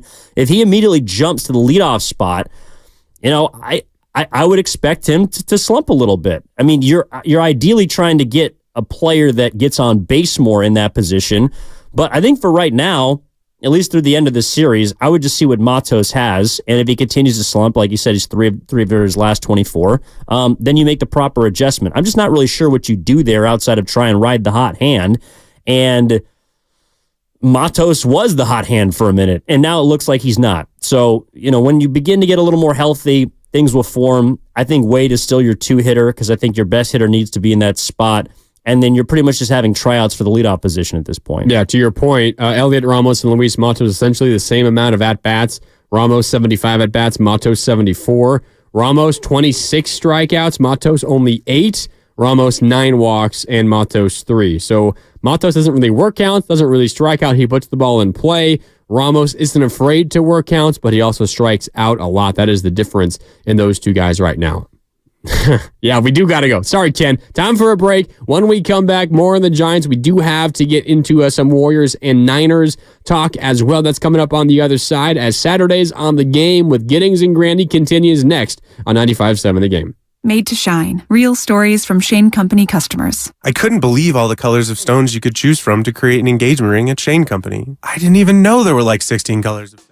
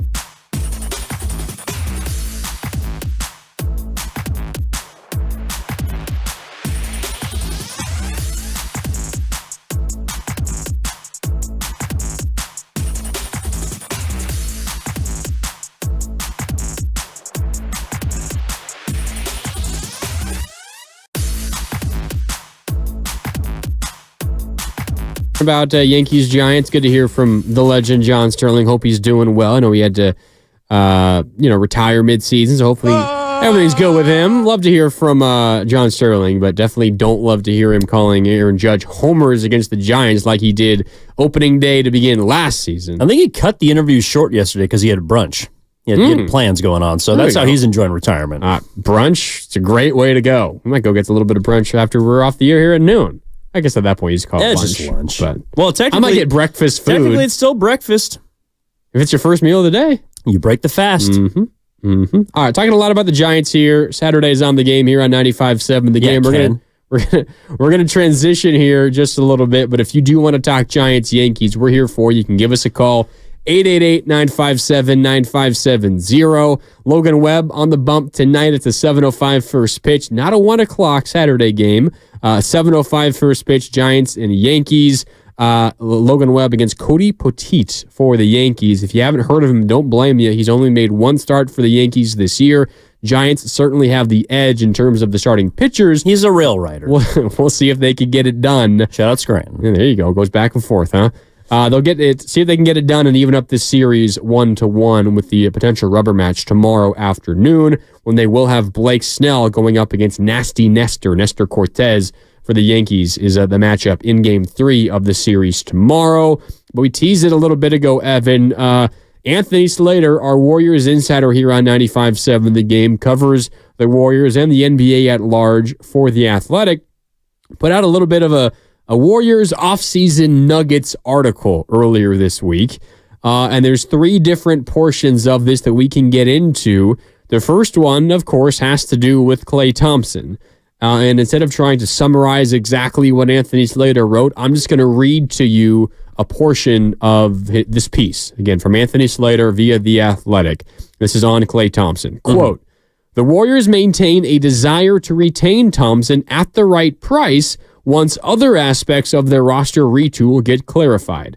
But they haven't exactly been beating down his door to work out the framework for an extension, which can be signed at any time. In turn, the 34-year-old Thompson appears ready to test free agency waters, exploring external options for the first time in his career." That's an interesting passage from Anthony Slater. That's the end of the quote there. Interesting passage from Anthony Slater. What stood out to me, Evan, is that the Warriors, of course, interested to retain Klay at the right price, but only once other aspects of their roster retool get clarified, which seems to say that the Warriors are not making Klay Thompson this offseason's priority. They'd love to have him back at the right price if they can fit him in around whatever their normal main plan 1A is this offseason. Yeah, I mean, I think he still is a priority, but the first thing they probably have to figure out is what to do with Chris Paul's contract, because that can determine how much they do or don't have to spend on Klay. We've also heard that moving off of Wiggins is a rumored priority for Golden State this offseason. You know, I think everything at the beginning of the offseason for the Warriors was about Klay, and now it's becoming clear that it might be. It also might not be. And that's why I do think that Klay Thompson will test free agency. I also would suggest that he tests free agency. Figure out what you're worth. Figure out if there's a team out there that is willing to give you more. Figure out what your value is, where the league sees you. And then if you still decide you want to be in Golden State for a 14th year and beyond, then do that. I mean, I think Klay could be trying to figure out how many years he wants, if he wants to align himself with the rest of the big three, if he'd rather try and find more security, financially speaking, somewhere else, if he feels like there's a better place for him competitively. Philadelphia's got a lot of cap space. Orlando's got a lot of cap space. You know, there are teams that I think Klay Thompson could help. And I feel like at this point in his career, like the Warriors are also telling us, kind of when I hear that, like they're telling us that each and every offseason there is now going to be these like natural inflection points. And it sucks that Klay Thompson might be the first brick of the big three to fall. But you're going to have to make these choices at some point. And Klay Thompson is the logical first one to either come off the books or come back. I think the Warriors are in kind of wait and see mode because where they've in the past dictated the market, they're at the behest of the market right now. And so if you look around at LeBron or Paul George, what they're going to do, Tobias Harris is a free agent. Harden's probably going to re-sign with the Clippers. But Klay might also be looking at Buddy Hield, Bruce Brown, Malik Monk, other players that are at his position, and seeing what they're going to get. And then maybe he's just going to take that to the Warriors and say, look, Malik Monk just got $25 million. Like, I'm not taking a penny less than Malik Monk. So I think it's a smart move by Klay. And I think the Warriors are also trying to protect themselves. I don't think it's a given that Klay necessarily, obviously the money is important, but I don't think Klay is a guy where he's just going wherever he's being paid the most. Like, I don't think that's a done deal. I think Klay is the kind of guy who is emotional and is attached to this place and to these players and to this organization and knows everything that he's accomplished here and hasn't done it anywhere. And I think cares about being a guy that's only worn one jersey in his career. The Warriors, I don't think, will be the team that offers him the most money. He will get offers of more money from elsewhere. The teams that you laid out, I think, are all possibilities, all options, like Orlando, like Philadelphia, that have a capability and an ability and a willingness to offer Klay Thompson more than the Warriors. So I think that line from Anthony Slater, again, where he writes, the Warriors maintain a desire to retain Thompson at the right price once other aspects of their roster reach will get clarified. You could also add into that, depending on what other teams are willing to offer Klay. Because while, let's say, someone offers Klay 2 years for, I don't know what the number would be, $50 million, 2 for $50, and the Warriors only offer 2 for $45. I don't think Klay's immediately saying, all right, those extra $5 million means a ton to me. I'm going there. Goodbye, Golden State. Thanks for the memories. I'll see you later. But there does become a drop-off or a point where X amount more money is worth it. So if maybe he gets offered 2 for $55 and the Warriors only go 2 for $42, okay, is that $13 million difference enough? Okay, it might be, but I don't think it's a given that he's going whoever offers him the most money. No, but if the money also comes with the respect and the role, then that might be enough to sway Klay Thompson. If Philadelphia says, Klay, we'll pay you, we can only give you $5 million more than the Warriors, but you're going to be our starting 2. Well, then he might want to go there. Or Orlando. I don't know. Whatever the location is. I think Klay Thompson still believes that he is a starting caliber player. I believe he is best suited as a sixth-man gunner. And I think the statistics this season showed that that's the case. He was more efficient. I thought he was more fresh. And I thought he was able to impact stretches of games in a way that he just, at his age, with his injuries, I don't believe he can do for an extended period of time anymore. The fact that he played as many games as he did was his biggest accomplishment. I personally think that if he had played either less games or less minutes, he would have been more efficient. And in fact, the amount of points per game that he scored coming off the bench was just about as much, if not more, than what he did as a starter. If you're the Warriors, you have to figure out, okay, who's going to replace Klay, either if he's not back or if he's on the bench and he's back. But maybe Klay Thompson is still saying, I feel like I'm a starting caliber guard. I'm looking around and there's not that many players better than me. And that's the way he should think. He's prideful. And so I think it has to do with the money, yes. And I don't think he'd leave for, $5,000 less. Draymond Green allegedly had more money on the table last offseason, chose to re-sign in Golden State for quote-unquote less. So I think that's a comparison. But Draymond knew he was going to be a starter. Draymond knew he's still going to be a very important player on this team. And Klay Thompson might not be feeling that way because of the tone towards the end of the season, the way that he was used, the fluctuating role that he had, and maybe also the younger players that are hopefully going to be prioritized this upcoming season. So if Klay wants to play as a starter, Golden State, I don't think is the place for him. And that to me would be the biggest reason that he leaves, is because he feels like his role on this team is going to be diminished, whereas elsewhere, he can still be the player he wants to be. Yeah, I think it's a good point. Role is, I think, a big factor in this. And I think in a similar vein, it's along the same line of thought. I don't think Klay is the kind of player who's trying to maximize every dollar on his contract because, for economic reasons. I don't think he cares as much about that. And this is just me trying to get into Klay Thompson's mind. I could be dead wrong here. I think for me, the contract for Klay, it's less about, I'm making $25 million a year, and that means I can take care of my family for the rest of their I think it means less about that, and it's more a status thing for Klay. I'm making $25 million a year. That is, third most among shooting guards in the NBA. He views it more from that area because he's so aware and he's so fixated on his own abilities, and he's been beaten down and beaten down and beaten down for years now, coming off of an ACL and an Achilles injury, and Charles Barkley saying that, he's a shell of his former self and all that, and we know how he's responded to that. He hasn't taken kindly to those words, calling people bums and saying, well, no duh, I gone through these injuries. I'm not going to be the same player that I once was, but he's trying so hard to hang on to that I almost view the contract, whatever the number is, it's not necessarily, in my mind, a big deal in terms of economics for Klay, but it's more a show of respect and its status among the NBA, among his fellow NBA players, among his peers, a sign that, hey, I'm still really good. I'm up there in terms of APV or average, or APY, average per year value, all of that.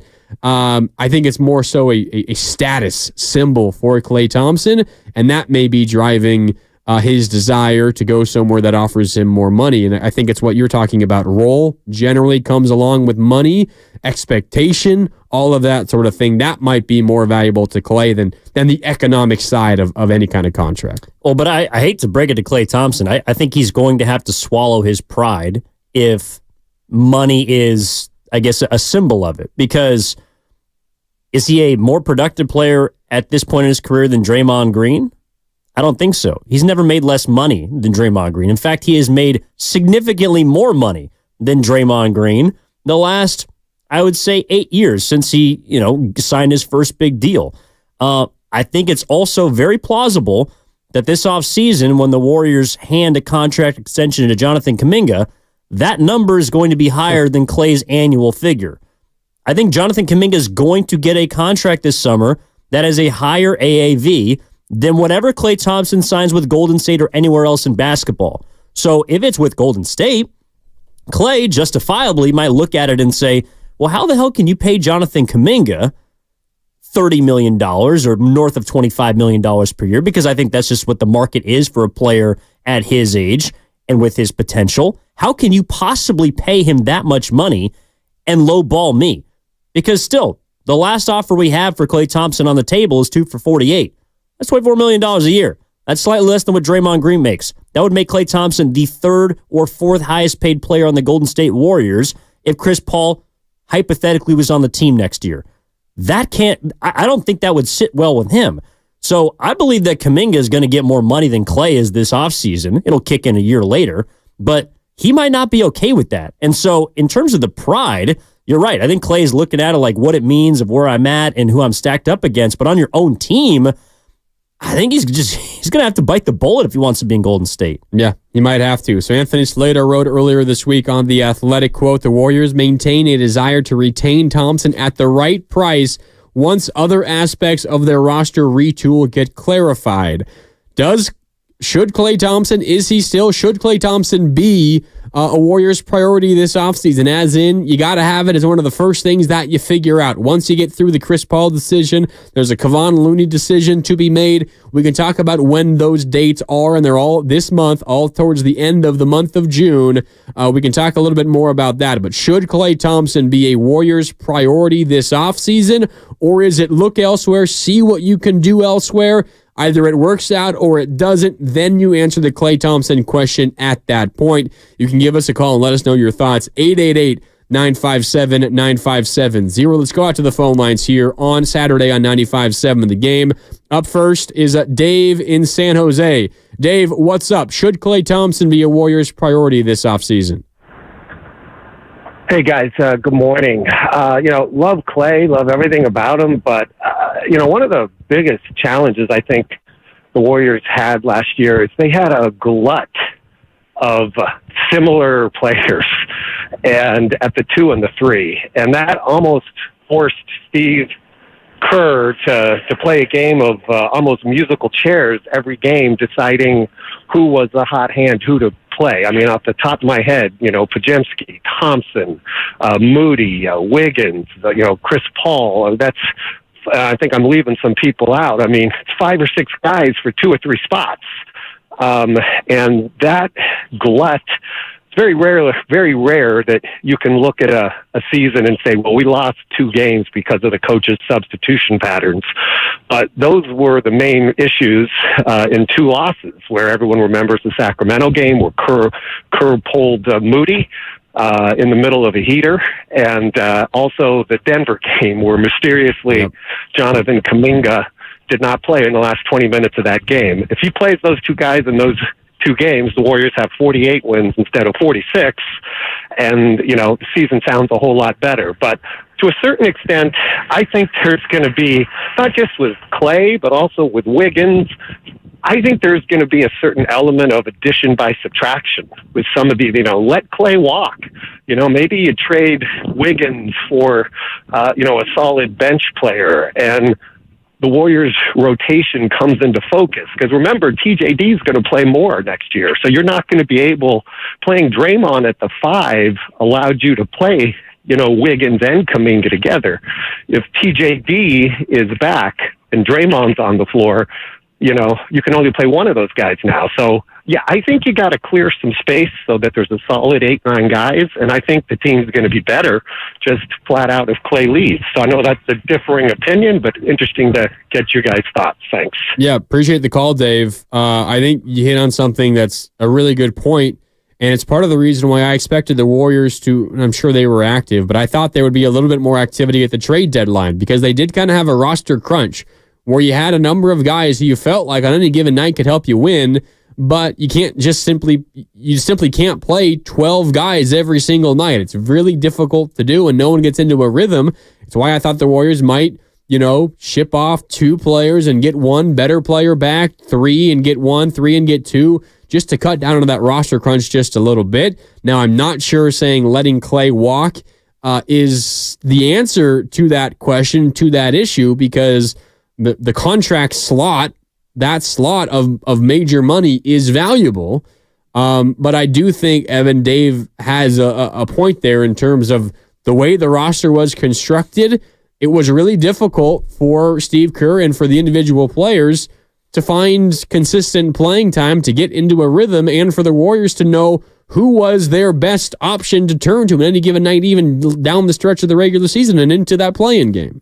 Yeah, okay, well, a couple things. You mentioned that the roster crunch, but like the similarity of players. I would argue that Klay, if you're looking at the 2 and the 3, it would be the most unique of those, let's say, 4 forwards or 4 guard/forwards between Klay, Moody, Kuminga, and Wiggins. Best shooter? Yeah. Like he's your best 3-point shooter of those 4. Which you need. You don't have a lot of shooters. Exactly. So, if they can replace that this offseason, perhaps they're in a better spot. But in regards to the similarities, like Klay is kind of on his own island for me. The second thing he touched on, which I think is actually a fascinating choice the Warriors are going to have to make, is I know everybody was really happy with the rookie season that Trayce Jackson-Davis had. And I agree. I think it was, for a second-round pick, he was spectacular. Oh, yeah. It worked from not being a guy on the roster basically at all into a starting player in a play-in game, though he didn't get much time against Sacramento. That's a massive victory for the front office.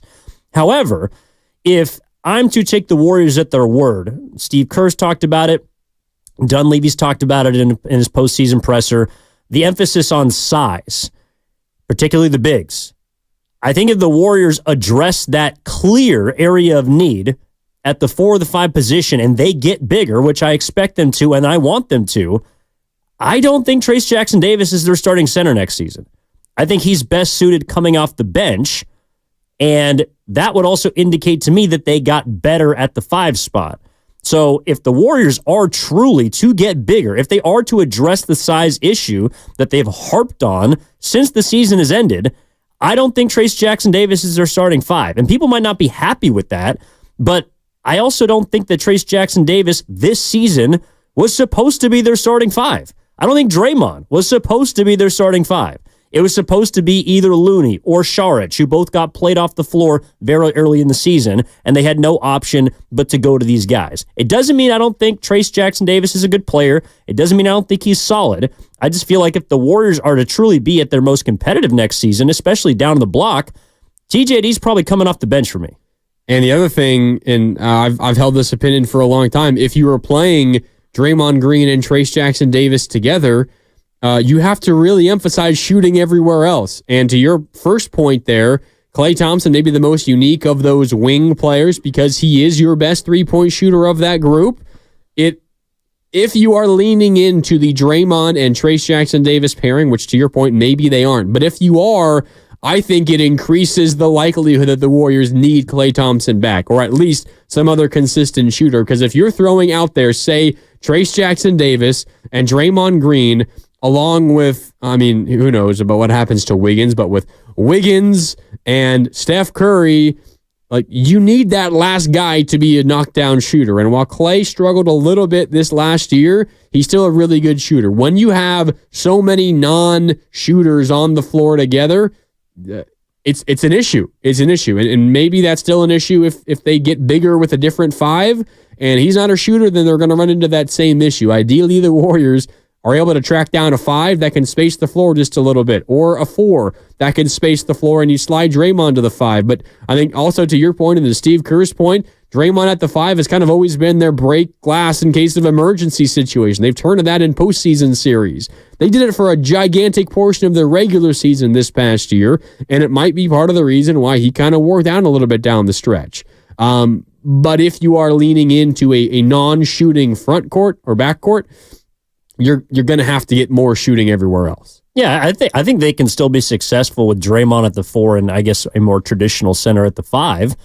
I just think it's got to be somebody that is able to operate in the Warriors system, is a willing passer, is perhaps most importantly a good interior defender, can clean the glass, and can give you some sort of energy. So, Trayce Jackson-Davis he does check some of those boxes. I just feel like having him coming off your bench would give you a lot more, or at least would indicate to me that you have a lot more from your bigs than what they had last season, because I don't think that Draymond should be playing much of the five at all, especially at this point in his career. So, Draymond Green's going to be, he's going to be 35 next year. Like, I don't want Draymond Green playing center over the course of 82 games because I think he's either going to get hurt or he's not going to be as productive. So, yeah, seems like a recipe for disaster if you're starting five for like 40 or more games in a regular season. I'm not sure it's going to end well if that's the case. All right, time for a break here on Saturdays on The Game. Here on 95.7 The Game, it's Mark Randy and Evan Giddings with you. That wasn't the only thing that Anthony Slater wrote about earlier this week on The Athletic, linking the Warriors to former Lakers head coach Darvin Ham. What's that about? Also, the Warriors interested in the Heat's Jimmy Butler, if the Miami Heat are thinking about trading him this offseason. There was some drama in Miami, Pat Riley calling out Jimmy Butler. If those two sides can't make up, maybe the Warriors try to swing a trade for Jimmy Butler. We can talk about that coming up on the other side. 888-957-9570. We're taking all your calls on Klay, on the Giants, on Jimmy Butler, on a whole lot more. We're coming up next on 95.7 The Game. The economy is rough, and traditional four-year programs are just not cutting it. People need something new, and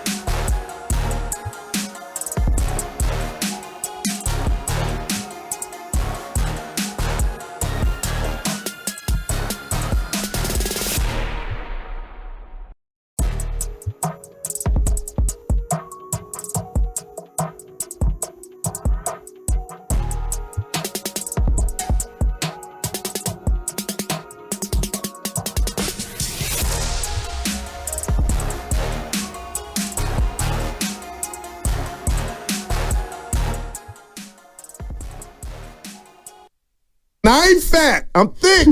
Now back to 95.7 The Game.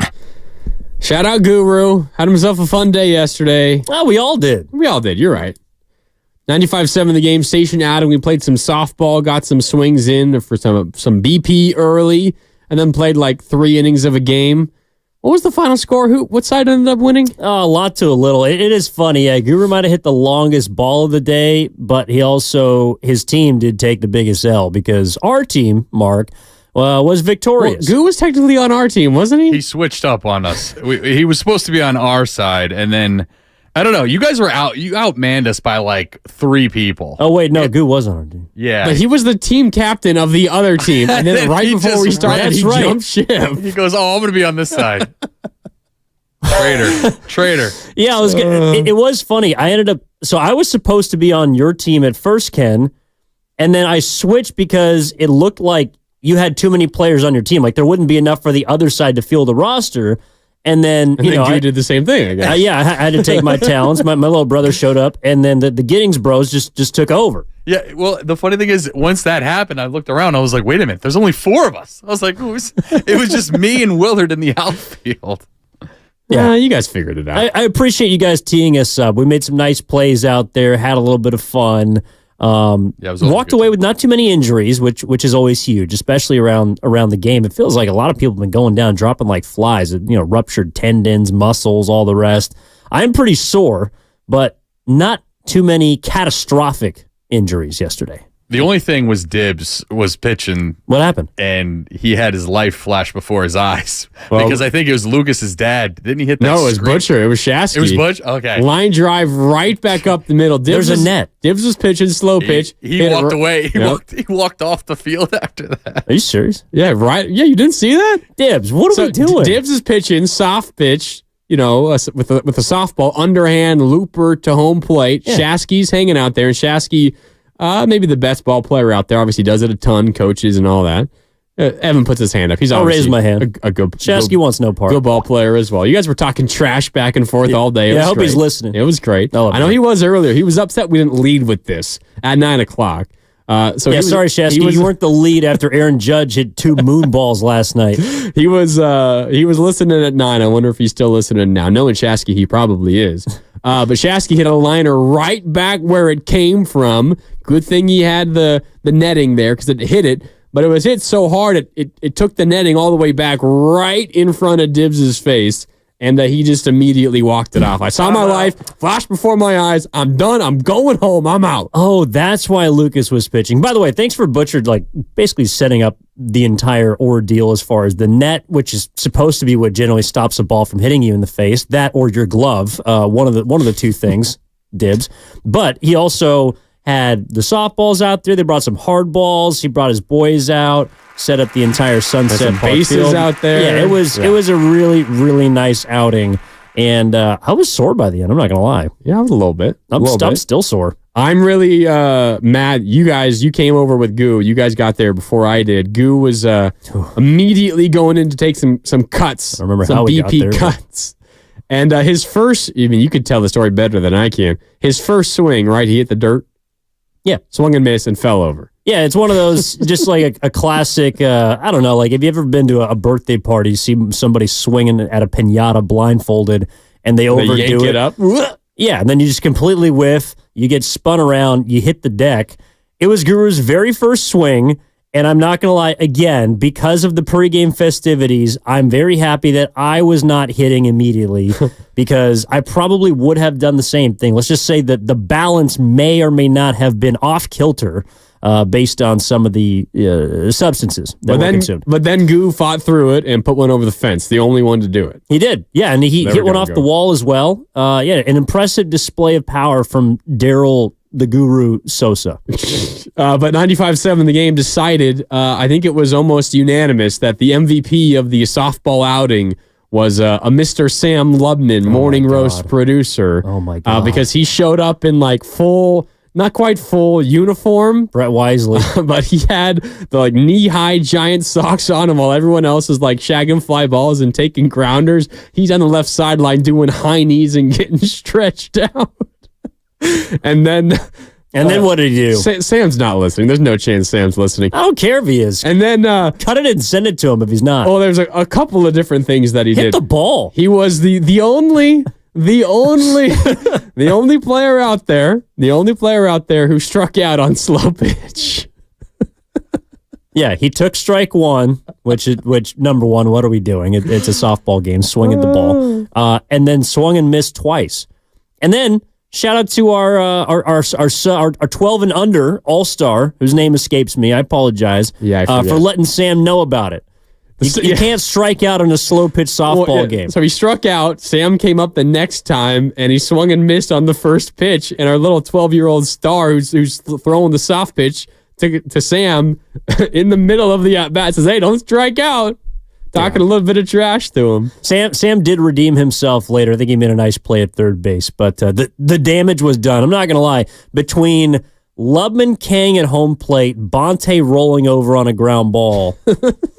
I mean, it wasn't a great showing from the Signing Guru show either, because Butch might have carried the morning rose from that perspective. You guys, the afternoon show was pretty respectable. Guru hit the deck on his first swing, but then went yard. I, of course, was spectacular. And probably the toughest showing for the morning show. I'm just going to go ahead and say it. Morning roast, play some ball. Yeah, come on. You got to do better than that. But it was a lot of fun. Thanks to Shasky. Thanks to Matt Nahigian, our boss, legit whiff. Did not make contact with the ball. Yes. And he had a throwing error from third base as well. But he got Henry Rowan Gardner. You remember at the end of what was a Little Big League or Rookie of the Year? Yeah, when he has got nothing left. The magic Mike juice has worn off, and he just goes underhand to my guy on the White Sox that everybody hates, and just a swing and a miss. Now but twice in a row. Shout out, Sam. I love you, Sam. I think I was the reason that his throw from third base went awry, because I was playing short. Sam was playing third. Ground ball. He actually made a really nice pick, Sam did, to get the ball. We got a force out at second, though, and it was the easier throw instead of going all the way across the diamond. So as he's fielding it, I'm telling him, hey, 2. But he had in his mind 1. So he heard me and kind of was stuck between two minds and threw it perfectly between first and second base into right field, and everyone was running around the bases for a while. Yeah, it's one of the reasons why the athlete alert didn't go off a whole lot yesterday. All right. How'd you feel about your performance, Ken? You know, you hit a little bit. I got to base it. Brett Beatty. Evan robbed me of one. He was twisting his body like a pretzel and caught like a little. Evan was roaming center field with a catcher's mitt. Yeah, well, he was first like baseman? short. It was like short center. Baseman. Like he was like softball. It was like a short. He was like playing the lip a little bit, but I felt good about. I couldn't believe I could field still. I was, and that's not even a brag. It was just like. Just the balls are getting hit to me, and I couldn't believe I could actually field because I haven't played baseball since I was like 15. Yeah, I was basically Andrew Jones out there. Okay. Or his kid. If you're Andrew Jones, I'm Scott Rowland at third. Please. Let's be easy, David Wright. The 510 Mr. asks, Matt. did anybody invite Arson Judge to the pickup game? We did extend the invitation, but he was a little busy hitting bombs. Yeah, he pulled the guru. He pulled 2 gurus at Oracle Park. He said he was going to show up and then bowed out, and then actually went to Oracle Park and decided to put on a show there. Yeah, and he did that. The Yankees won yesterday 6-2 over the Giants. Game 2 tonight. Logan Webb on the bump. 7:05 first pitch. We're taking your calls here over our last hour on this Saturday up until noon here with Evan Giddings and Mark Randy. Yeah, what's up? What do you give me for this, Ken? Evan Kiermaier. Best center fielder in the league. That's good. Yeah, I like that. All right. I'll give you that's a 3. That's a 3. Works. That works. Back to Wiggins. You're right. Although we just got a text from Bonte. He was listening. Bonte says, y'all better be careful. We're talking bad about the roast. Y'all better be careful. Well, Bonte should have stayed. He needed to hit. He needed to redeem himself at the plate. I don't blame Bonte. He had to go to the game. Yeah, he had to go to the game. Well, Guru went to the game. I think he showed up just in time to watch Judge hit that bomb. Yeah. You don't want to miss any of the game. I don't blame Bonte. But the morning roast as a whole, Shasky carried it. We can agree with that. We can agree there. Well, just because Bonte didn't give himself a chance to swing it. I wanted to see what I'm assuming he's a left-handed bat. I wanted to see it. Yeah. Would have been fun. Next time. Mm-hmm. All right. We're talking about Klay Thompson and the Warriors and everything that Anthony Slater was writing earlier this week on The Athletic. Klay Thompson potentially not the Warriors' number one priority this offseason. Something else, one other nugget that Anthony Slater wrote about that I thought was very, very interesting. You talk about Warriors' targets and goals and players that could go after this offseason, and of course, you immediately get into the LeBron James and the Kevin Durant and all those kinds of players, the Giannis's and players like that. Okay, well, how realistic is that? Probably not that realistic. Let's live in a more realistic category here. And for a lot of people, maybe the best player that the Warriors could legitimately, realistically get this offseason, maybe it's someone more in the Brandon Ingram tier. That's been a name that's been floated around a lot. Maybe the Pelicans, after this last season, want to move on from somebody because Zion and Brandon Ingram, maybe it doesn't quite work. They're going to build around Zion. So they want to elevate Trey Murphy. And yeah, you're right. Trey Murphy and Herb Jones and all those guys, they got wings. So Anthony Slater wrote this: if Brandon Ingram hits the trade market, I would not expect the Warriors to show interest, but Anthony Slater continues, if the Heat shop Jimmy Butler, I would expect the Warriors to enter the conversation to at least some degree. So Anthony Slater, who's very plugged in and tapped in and knows a lot that's going on with the internal thinking of the Golden State Warriors, says even if Ingram is shopped, I do not expect the Warriors to be in on it. However, if the Heat and Jimmy Butler cannot make up, if you remember, Jimmy Butler talked about how if he was available and on the floor, he would have sent the Celtics home packing. And then Pat Riley, the czar of the Miami Heat, essentially said, if you're not playing, then shut up. If they can't make up and they want to move on, then Anthony Slater says at least the Warriors will be testing the Jimmy Butler waters.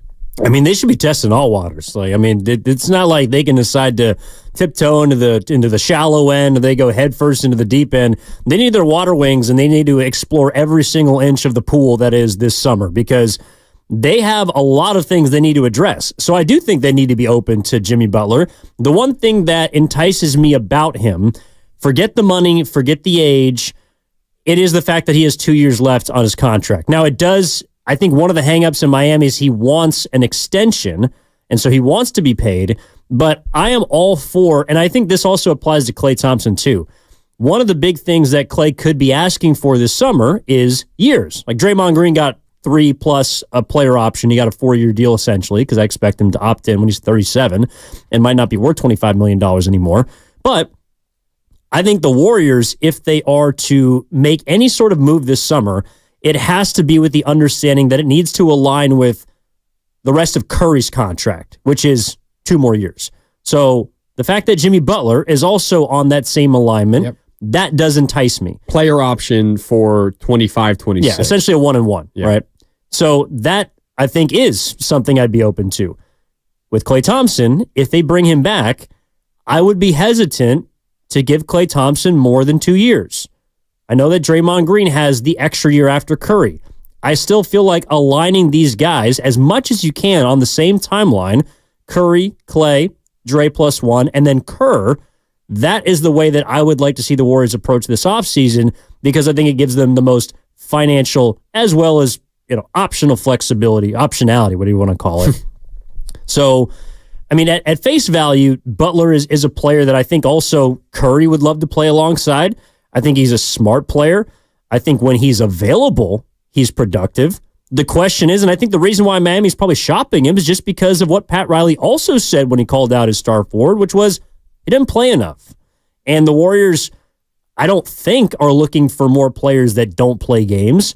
But if you're able to acquire him and it's not going to cost you a lot, then that would be something I'd be open to. Yeah, he's about to enter his age 35 season. He's making $48.8 million this coming year, has a player option for the following year at over $52 million a year. And then as it currently stands, he's an unrestricted free agent the 2026 offseason, so 2 years from now. But he could enter free agency as early as next year because he does have that player option. But he's getting up there. Again, he's about to enter his age 35 season. that does kind of align with the Warriors and the way they're all set up. But the question would become, what would it take to get him? Because, again, this isn't a free agent signing. This is a trade, and Miami isn't in the situation, Evan, where they're just going to go into a rebuild. That's not in the Miami DNA. It's not in the Heat DNA. They're going to try to stay competitive as best they can. I mean, you still got Bam Adebayo. You just picked Jaime Jaquez, who's on the all-rookie team this past year. He was picked one pick before Brandon Pajemski. That was a really good pick by them. Like, they're not at a place where they're going to bottom out and take on all these picks and wait a couple of years before they're being good. They're going to have to get something of value back, and maybe it's a 3-team trade, and maybe not everything that they get back is from the Golden State Warriors. But when you factor in who Miami is and the fact that they're going to still want to compete, and the fact that the Warriors are going to have to send out like 48, 49, 50-ish million dollars to get this deal done, it's not going to be a trade that comes cheap, despite the fact that he is entering his age 35 season, is probably, much like everyone else on the Warriors roster, already in the decline of his career. All right, so let me throw this hypothetical at you, because I think this was proposed by Bleacher Report, which is also one of the, I guess, sites that have suggested Jimmy Butler could be a Golden State Warrior this next year. Okay. It doesn't involve Kuminga, which I'm happy about. It would be a 3-way deal. This is the suggestion, in which the Warriors would acquire Jimmy Butler and Cole Anthony from the Orlando Magic. Okay. 2-guard. They would be sending out Chris Paul, Andrew Wiggins, Moses Moody, Brandon Pajemski, and 3 future first-round picks. It's a lot. What's the hang-up? Is it the picks or is it players? It's the picks and the Pajemski and Moody portion of it. But you're keeping Kuminga. You're keeping Kuminga. You're getting off of Wiggins' contract. You're getting another scoring guard in Cole Anthony, and you're getting Jimmy Butler. It's difficult, but I think I'd probably do it. I think the way that the Warriors have to approach this offseason, no matter which way they go, and I say no matter which way they go, we know which way they're going to try to go, which is being aggressive in terms of trying to improve the basketball team. If you're going to do that, no half measures. Go all the way. Like, if you're trying to improve this team and give Steph Curry two last chances to compete again, go all the way. Go give up as many picks as you can. Give up your youngsters. Get as many good players in here as you possibly can, as you financially can afford to do. The worst thing, in my opinion, that you can do is give up on a portion of your future, trade away some picks, trade away some of your youngsters, and only get marginally better and still be like a 6 seed in the West, and maybe you win one series, but that's it. Like, that seems to be the worst. You got to put all your eggs in one basket, and the basket that's most likely that they're going to put their eggs in is being aggressive to help Steph, as opposed to the opposite, and sell all your pieces away. So if you're going to do something dramatic, go all in. And this, to me, seems like an all-in move where you're giving up Moody and Pajemski and 3 first-round picks to get a player like Jimmy Butler, who has 1, 2, maybe 3 at the most good years left. I mean, I also think Cole Anthony is a pretty good player and would give you certainly some more scoring. But yeah, it's about acquiring Butler. I guess the question is, looking at the Dallas Mavericks right now, who were a 5 seed this year, like, they were rewarded because they were aggressive at the trade deadline, or they were aggressive in making moves, and really have been making moves the last 2 years. And they've mortgaged some of their future, particularly for Kyrie, and were able to basically flip a couple of non-helpers into PJ Washington, along with Daniel Gafford, who are now helping them potentially win an NBA Finals in a couple weeks. So I think for me, the question is, how much you believe. I'm fine moving off of those particular players. I like Moses Moody. I think Brant Pajemski is a good player, but if you can use them to help you acquire a talent like Jimmy Butler, who, yes, wasn't available for the postseason, but he still played 60 games this year. Yeah. And I think that's kind of the target number for someone like him. I would very much consider doing that. The hang up for me is the picks. And it's not necessarily the first one, which would be 2025. It would be the last 2, which are 27 and 29. There's a chance those are very good picks. They are valuable. But then again, the one that you don't have this season might have a direct correlation to why you won a championship in 2022, because you moved it in 19 to get off of Iguodala, And then you eventually use that money to acquire D'Angelo Russell, who had to help you get Andrew Wiggins, who helped you win a championship.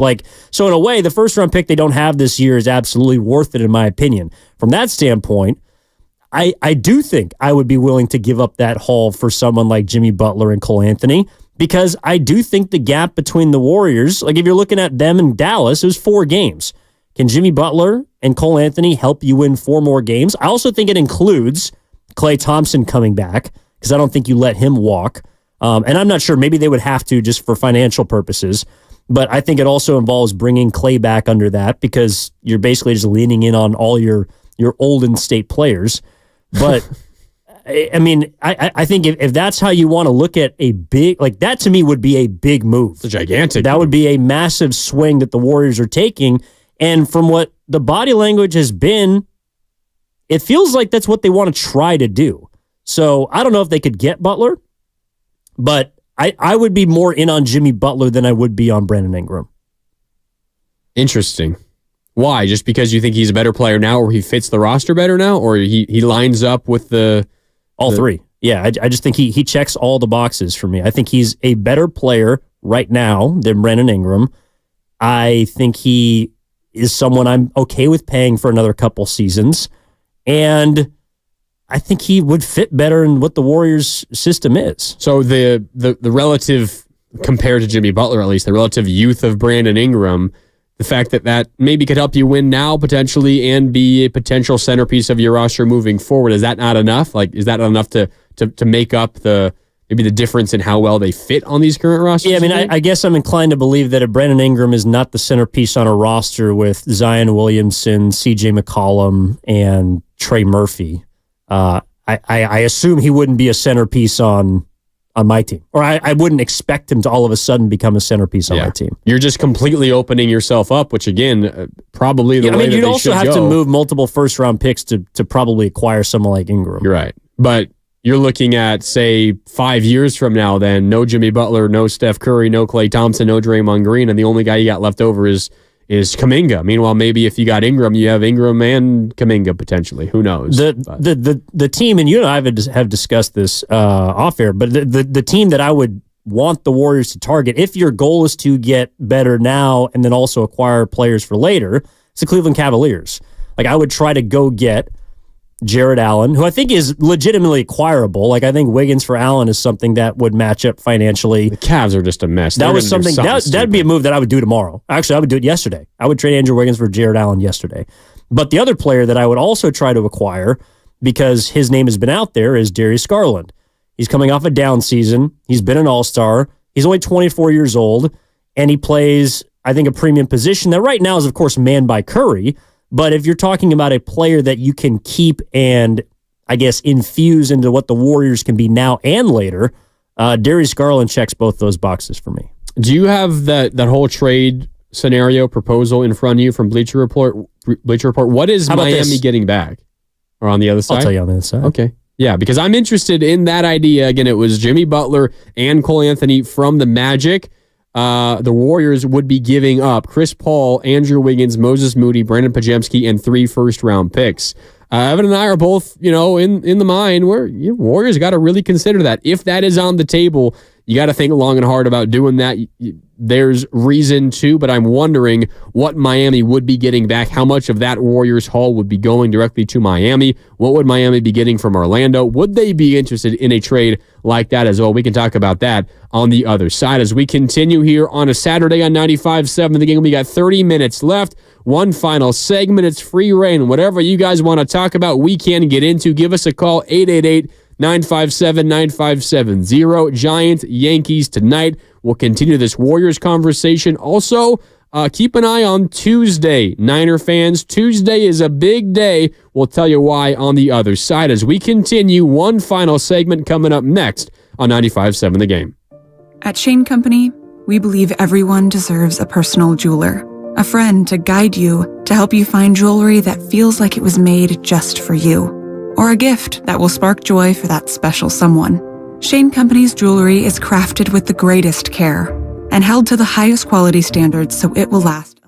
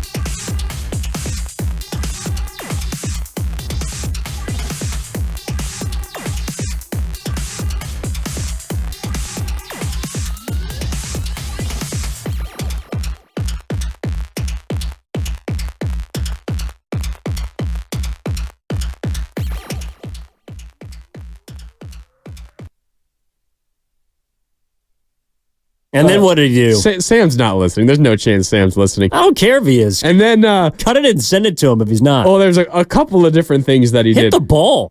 Now back to 95.7 The Game. That was a little harsh. Shout out, Sam. We love you, Sam. We love you, Sam. That was a little harsh.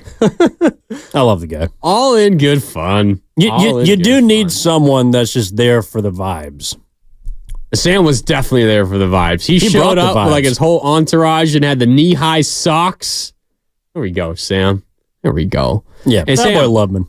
You will always have, during our inaugural 95.7 The Game knockout contest, you knocked out Whitley Sangeretto. So you have that on your resume. Shout out Whitley. I guarantee you Whitley's not listening. That's a shot at Whitley. Our social media director. She was also there yesterday. She was. Taking some hacks. Got some cuts in. I was a little disappointed though. She said she wanted like velo, not just the high lob. Yeah, she's like, throw it to me hard. Like throw it hard. I was like, okay, well you gotta hit the ball then.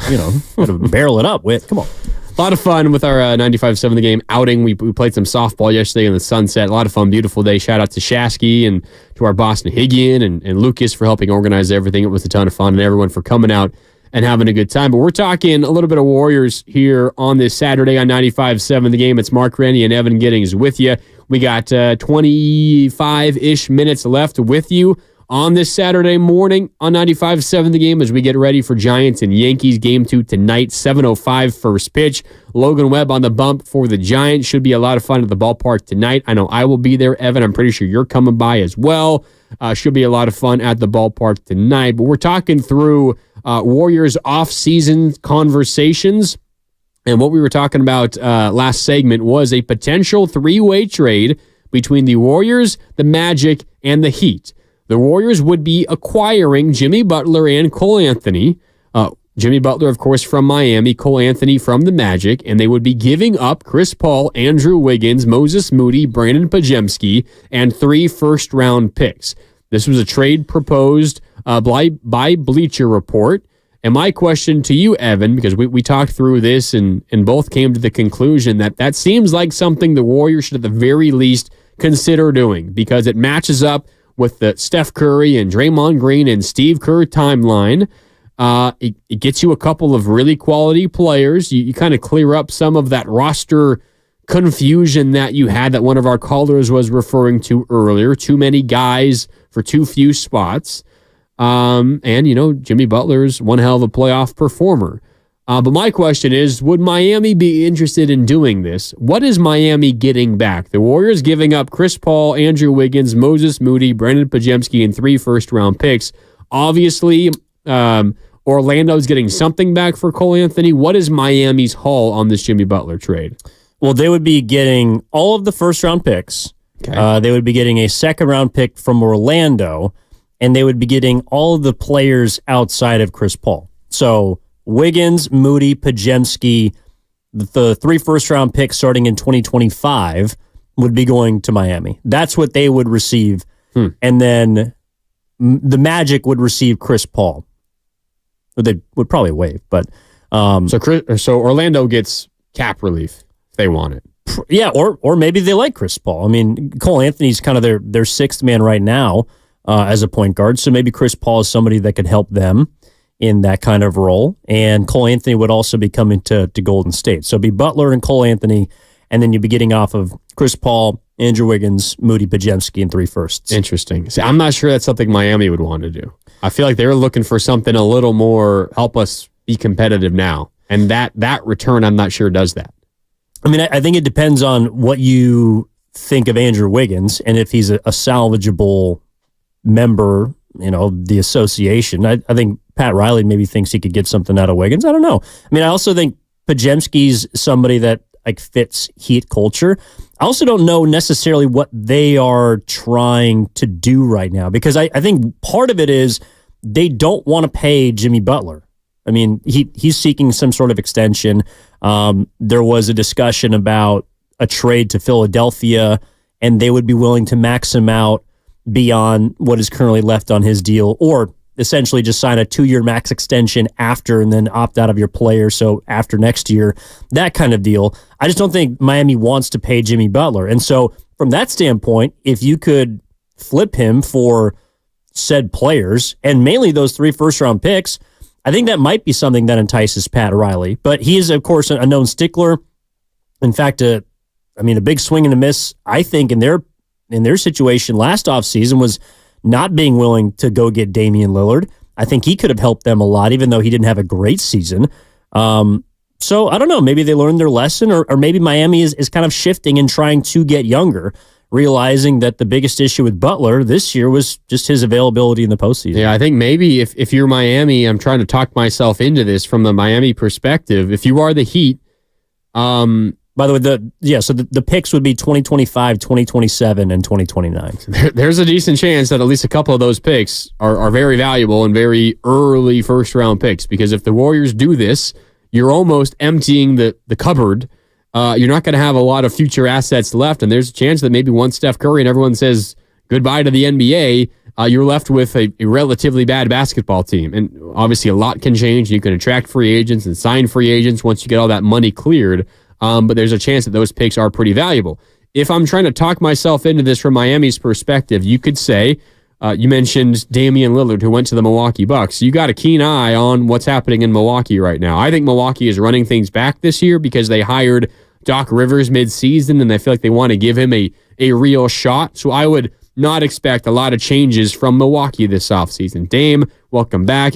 Giannis, not going to ask out, in my opinion. You got Chris Middleton and you got some other aging players. I think they're going to try to run it back one more year, see if it works. If things go poorly in Milwaukee, there's a realistic scenario that Giannis says, all right, you know what? I won one here. It was great, but I'm kind of entering the tail end of my prime. I want to try to get another.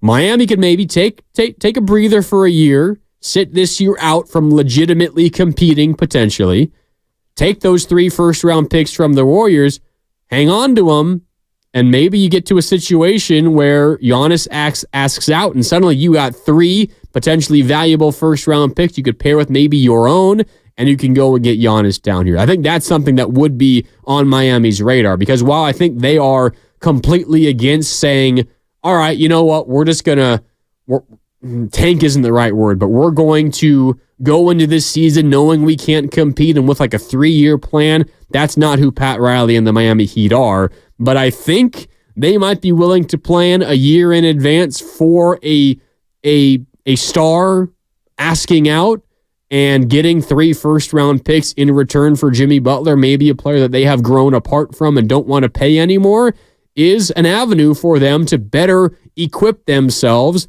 to acquire a superstar that wants out. Like maybe they learned their lesson from Dame last offseason, and they're going to potentially gear up for the next superstar to ask out. And that could potentially be Giannis a year from now. Well, why wouldn't the Golden State Warriors then just not make this move, keep their first-round picks, and try and make the same sort of run at Giannis? This year is much more valuable to the Warriors than it is to the Heat. I think that's the reason. But the Heat are always competitive. I mean, they're always. I think Eric Spoelstra pretty much keeps their floor at a 40 to 45 wins. I mean, they have the same record as the Warriors this year. Yeah, but with significantly less talent. I think why they might be enticed by the package that we're presenting is because outside of Jimmy Butler, their core is pretty young. Like Tyler Hero's not very old. Adebayo's turning 27 this summer. He's not very old, and he's their oldest player. Just finished his rookie year. Yeah, I mean, he's maybe on the older side for a rookie, but, Jovic is still a young player. I mean, a lot of the guys that were responsible for them getting to the Eastern Conference Finals last year were older, but they showed a willingness to move off of Kyle Lowry. I don't think Caleb Martin is somebody who's in their long-term plans. Even Duncan Robinson is a guy that they probably regret giving $100 million to. So I don't think it's out of the question for Pat Riley to look at what the Warriors have and say, that piece could be useful, that piece could be useful, we'll take these picks, and maybe we still also can use them to go out and acquire, a marquee player, the next Jimmy Butler, so to speak, down in South Beach, and then not necessarily tank this season, because I don't think that's what they do, but just say, hey, Spoelstra, work your magic, and get us to a play-in scenario. Yeah, I don't know. It's interesting. If I'm the Warriors, though, I would very much be interested in Jimmy Butler because I know he wasn't healthy in the postseason, but when he is... He's still a hell of a player. I mean, two seasons ago, not this past one, but the season before, I think he was a second-team All-NBA player. He was a borderline top 10 player. This last year, just because of availability, he was probably closer to top 20, but he instantaneously becomes your second-best player, your number 2 option on offense. He doesn't shoot the 3-ball particularly well, but he also gives you a massive upgrade defensively.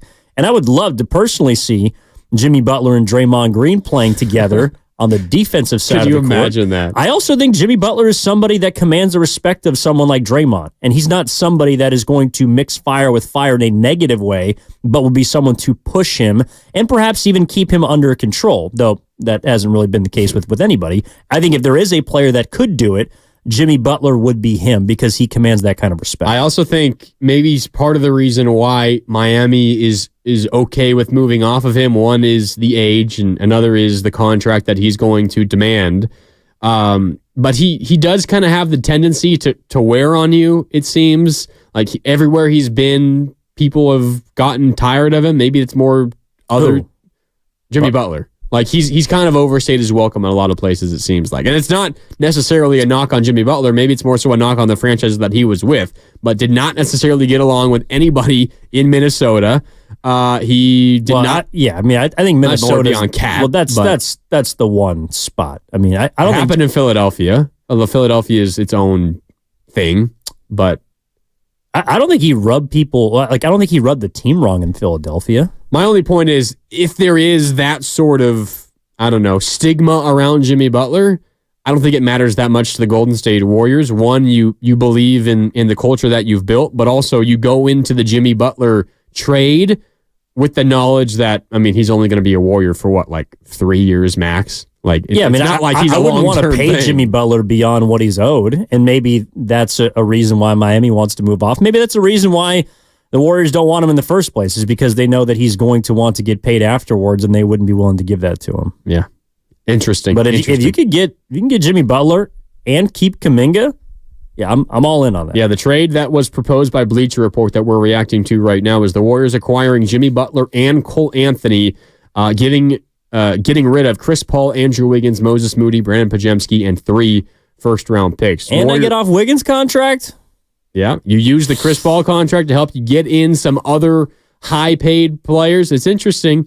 Pajemski, Moody, and the 3 first-round picks would be the portion of that trade that most Warrior fans would have the hardest part dealing with and accepting. But you're going to have to give up something of value to get something of value back, and that is the situation the Warriors are in this offseason. All right, 888-957-9570. One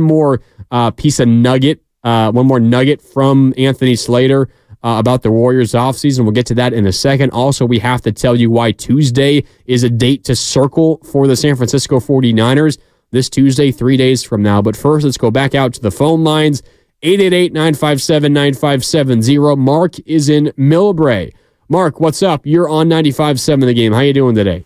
What's up, guys? Yeah, to me, I would love to have Jimmy Butler if he was much younger, but the guy is just way too broken down and always hurt. And once again, you saw it again this year, missed the whole playoffs. It's just with the money he makes and with his injury history past. Otherwise, why not just make a run at Paul George, who, to me, is a better all-around player? And let's face it, guys, he has the same issues at this point. But if I had to take between the two, I'd take Paul George. But I'm going to pass because you want that supermax deal. We got to be realistic. To me, I think the perfect guy that's attainable, especially if Klay doesn't come back. And honestly, I would take him over Klay. To me, is DeJounte Murray. You think about this guy, he's 25, 26. He can score off the ball.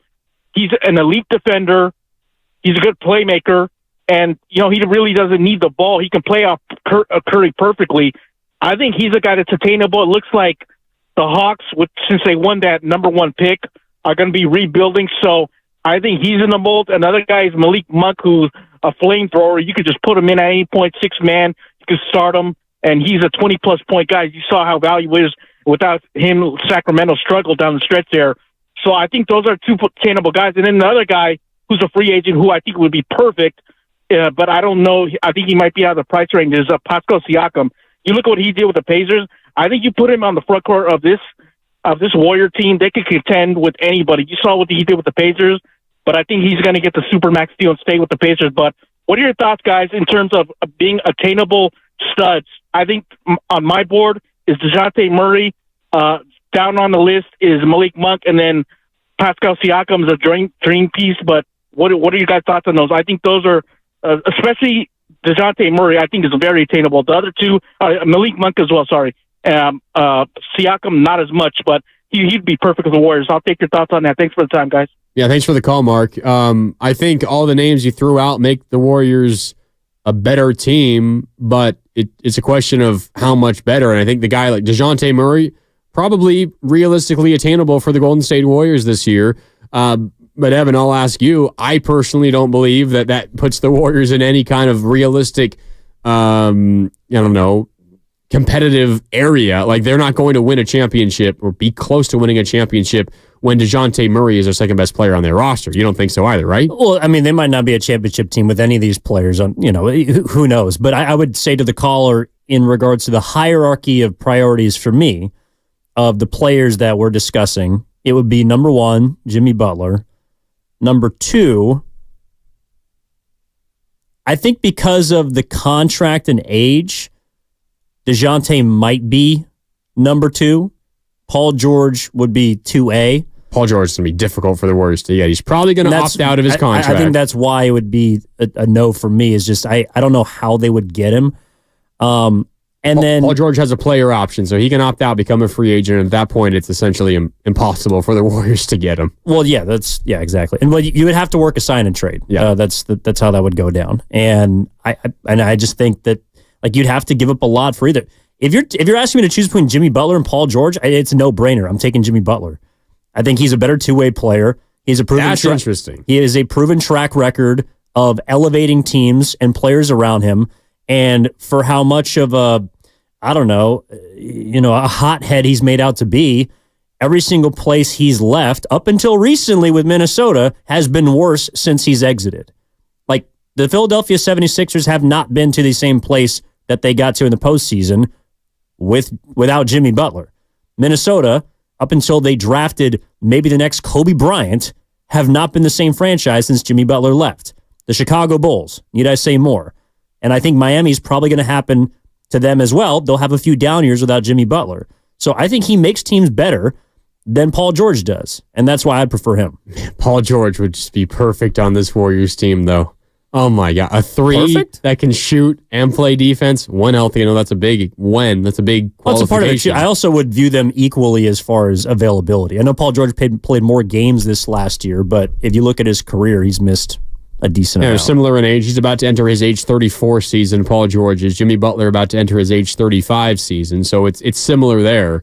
I'm just not sure that the Clippers are going to be willing to do business with the Golden State Warriors. It seems like something that Steve Ballmer would just be absolutely opposed to. If he's going to work a sign and trade with somebody, it might be someone like the 76ers or a different team out east, as opposed to someone that is going to come into what's the Clippers' new arena going to be called? I forget off the top of my head. Yeah, I don't know. Their new arena, whatever it's going to be called. I don't think Steve Ballmer is going to want to see his former star come in a handful of times a year. I see that very unlikely. But if we were living in a world of unrealistic opportunities, unrealistic conversations, Paul George would be near the very top of my list. I think he fits perfectly with Steph Curry and Draymond Green. But if we're dealing with more realism, Jimmy Butler is definitely more realistic than Paul George to the Warriors. Well, and if this trade scenario is plausible, I also think, because the caller brought up Siakam, and as much as I think he's a fine player, the reason why the Pacers traded what they did for him is because they believe that they're going to keep him. And I think they will. He'll sign there. But they traded 3 first-round picks for him. If you're telling me I can trade 3 first-round picks and get Jimmy Butler, I would rather have Jimmy Butler than Pascal Siakam. So, I mean, if you're trying to win now, I just think that that's the more I think about it, that is the player that I want. If you're going to swing big, I think the most realistic player that they could get without moving off of everything and remain competitive, I think it's Jimmy Butler. I think he's the answer. We'll see how it plays out. I mean, of course, what this is based on the report that they would look into him if he's available. I think he is going to be available, and I would love to see the Warriors make a run at him. I think Jimmy Butler would be a perfect fit in Golden State. Yeah. It's not going to happen soon, anytime soon. Obviously, a lot of things have to happen for the Warriors before they can make any sort of move like that. A couple of the key dates for the Golden State Warriors this offseason, and specifically this month, June 24th, Kevon Looney's contract goes from $3 million guaranteed to all $8 million being guaranteed. The Warriors can release him before June 24th and only owe him those $3 million. So you could save $5 million by doing that. June 24th is the Kevon Looney date. June 27th is the second round of the NBA draft when the Warriors do have a draft pick.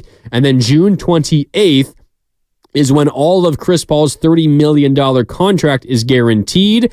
So before then, the Warriors can just cut him, release him, and they owe him nothing. You can also approach Chris Paul, and if both sides agree, they can push that June 28th date back and give the Warriors a little bit more time to figure things out. And that could be helpful because if the Warriors want to pull off a trade of Jimmy Butler, Evan, at least in this scenario, they need Chris Paul's money to help them facilitate it. So if you can agree with Chris Paul, let's push that date back a little bit longer, give us some more time to figure things out.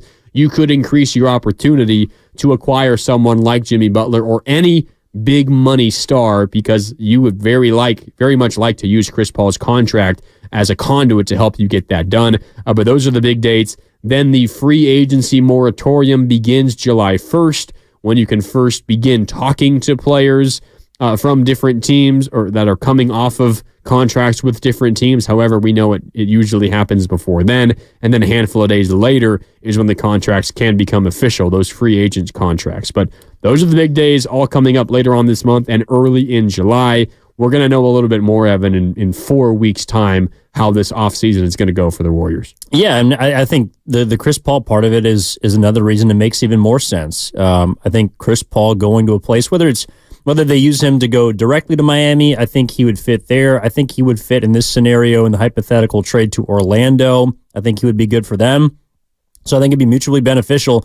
It just comes down to if you're telling me that there is a deal in place where the Warriors can acquire Jimmy Butler, keep Jonathan Kuminga, and move off of Andrew Wiggins' contract, that to me is the holy trinity.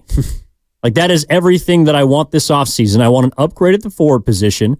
I want Jonathan Kuminga to remain a Golden State Warrior, and I want to get rid of the remainder of Andrew Wiggins' deal. So that checks every box for me. It doesn't mean that they'd be done. You'd still want to see them add a center and try and get a little bit bigger. That might be more of a veteran min deal because you'd be cash strapped. I'm assuming Klay Thompson also comes back under that hypothetical. But yeah, again, I can get Jimmy Butler, keep Kuminga, move off Wiggins. I'd be a very happy man this summer. Yeah, we'll see if it works out. A couple minutes left here with you on 95.7 The Game. Before we do get on out here, wanted to pay off our tees and explain to you why Tuesday is a really important day for the San Francisco 49ers. The last couple of weeks, it has been not mandatory, but voluntary OTAs, off-season workouts, the off-season program for the San Francisco 49ers. Notable absences include both Brandon Ayuk and Christian McCaffrey. The Ayuk absence, not all that surprising considering we know that both sides have already been engaged in contract negotiations. At least it seems very likely that those negotiations have began in some capacity. A little bit more surprising, though, Christian McCaffrey not in attendance at voluntary OTAs, at voluntary off-season workouts. But guess what happens on Tuesday, Evan? Those voluntary off-season workouts become mandatory. So if Christian McCaffrey is not there on Tuesday for the beginning of the mandatory off-season program, that's probably confirmation that he wants to be paid a little bit more money, and then the 49ers are faced with a real problem, when at this point it's a potential problem. On Tuesday, it could potentially become a real problem. Yeah, I don't think Christian McCaffrey is going to be there on Tuesday. I don't think so either. And then you will have a story on your hands. Yep. And it might be because he's getting married this month, and also might be because he wants one final opportunity to cash in before teams decide or tell him that because of his position and his age, that he's no longer worth what he is. He's their best, well, according to the MVP rankings last year, he was their best offensive player last year. And from that standpoint, he might be their most underpaid outside of Brock Purdy. So if I'm him, I wouldn't blame him. I'm not showing up. Yeah, I wouldn't either if I was in his situation. We'll talk more about that all week here on 95.7 The Game. Again, mandatory OTAs for the Niners begins on Tuesday. If McCaffrey is not there, or if he is there, whatever happens, we will be all over it here on 95.7 The Game. Also, make sure you're tuned in all week long because we are giving you the opportunity to qualify to win a Stephen Curry signed jersey. Yay! A Steph Curry jersey autographed by Steph Curry himself. It's an awesome prize, and there'll be 15 qualifiers, 3 different qualifiers every single day, one for each show. Each qualifier will win a special award, a special reward as well, a special gift. And then all of those qualifiers will be entered into a draw to win the Steph Curry jersey. That's coming up at the end of the week. But it's happening Monday through Friday here on 95.7 The Game. We're looking forward to that. Should be a ton of fun, and we'll be all over all this Niner story, any developing Warrior stories, and of course reacting to Giants and the Yankees all week long, beginning on Monday on 95.7 The Game. All right, for our guy Ken behind the glass, for Evan, my name is Mark Randy signing off. Thanks so much for tuning in. We'll catch up with you on Monday, as always, right here on 95.7 The Game. I'm just going to go ahead and say it. Morning roast, play some ball. Yeah, come on. Okay, real talk. If you want to set yourself up for a great summer, you need to get to Kohl's this weekend. I just shopped the Red Hot Buys, and the prices were so good, I feel like I'm already on vacation.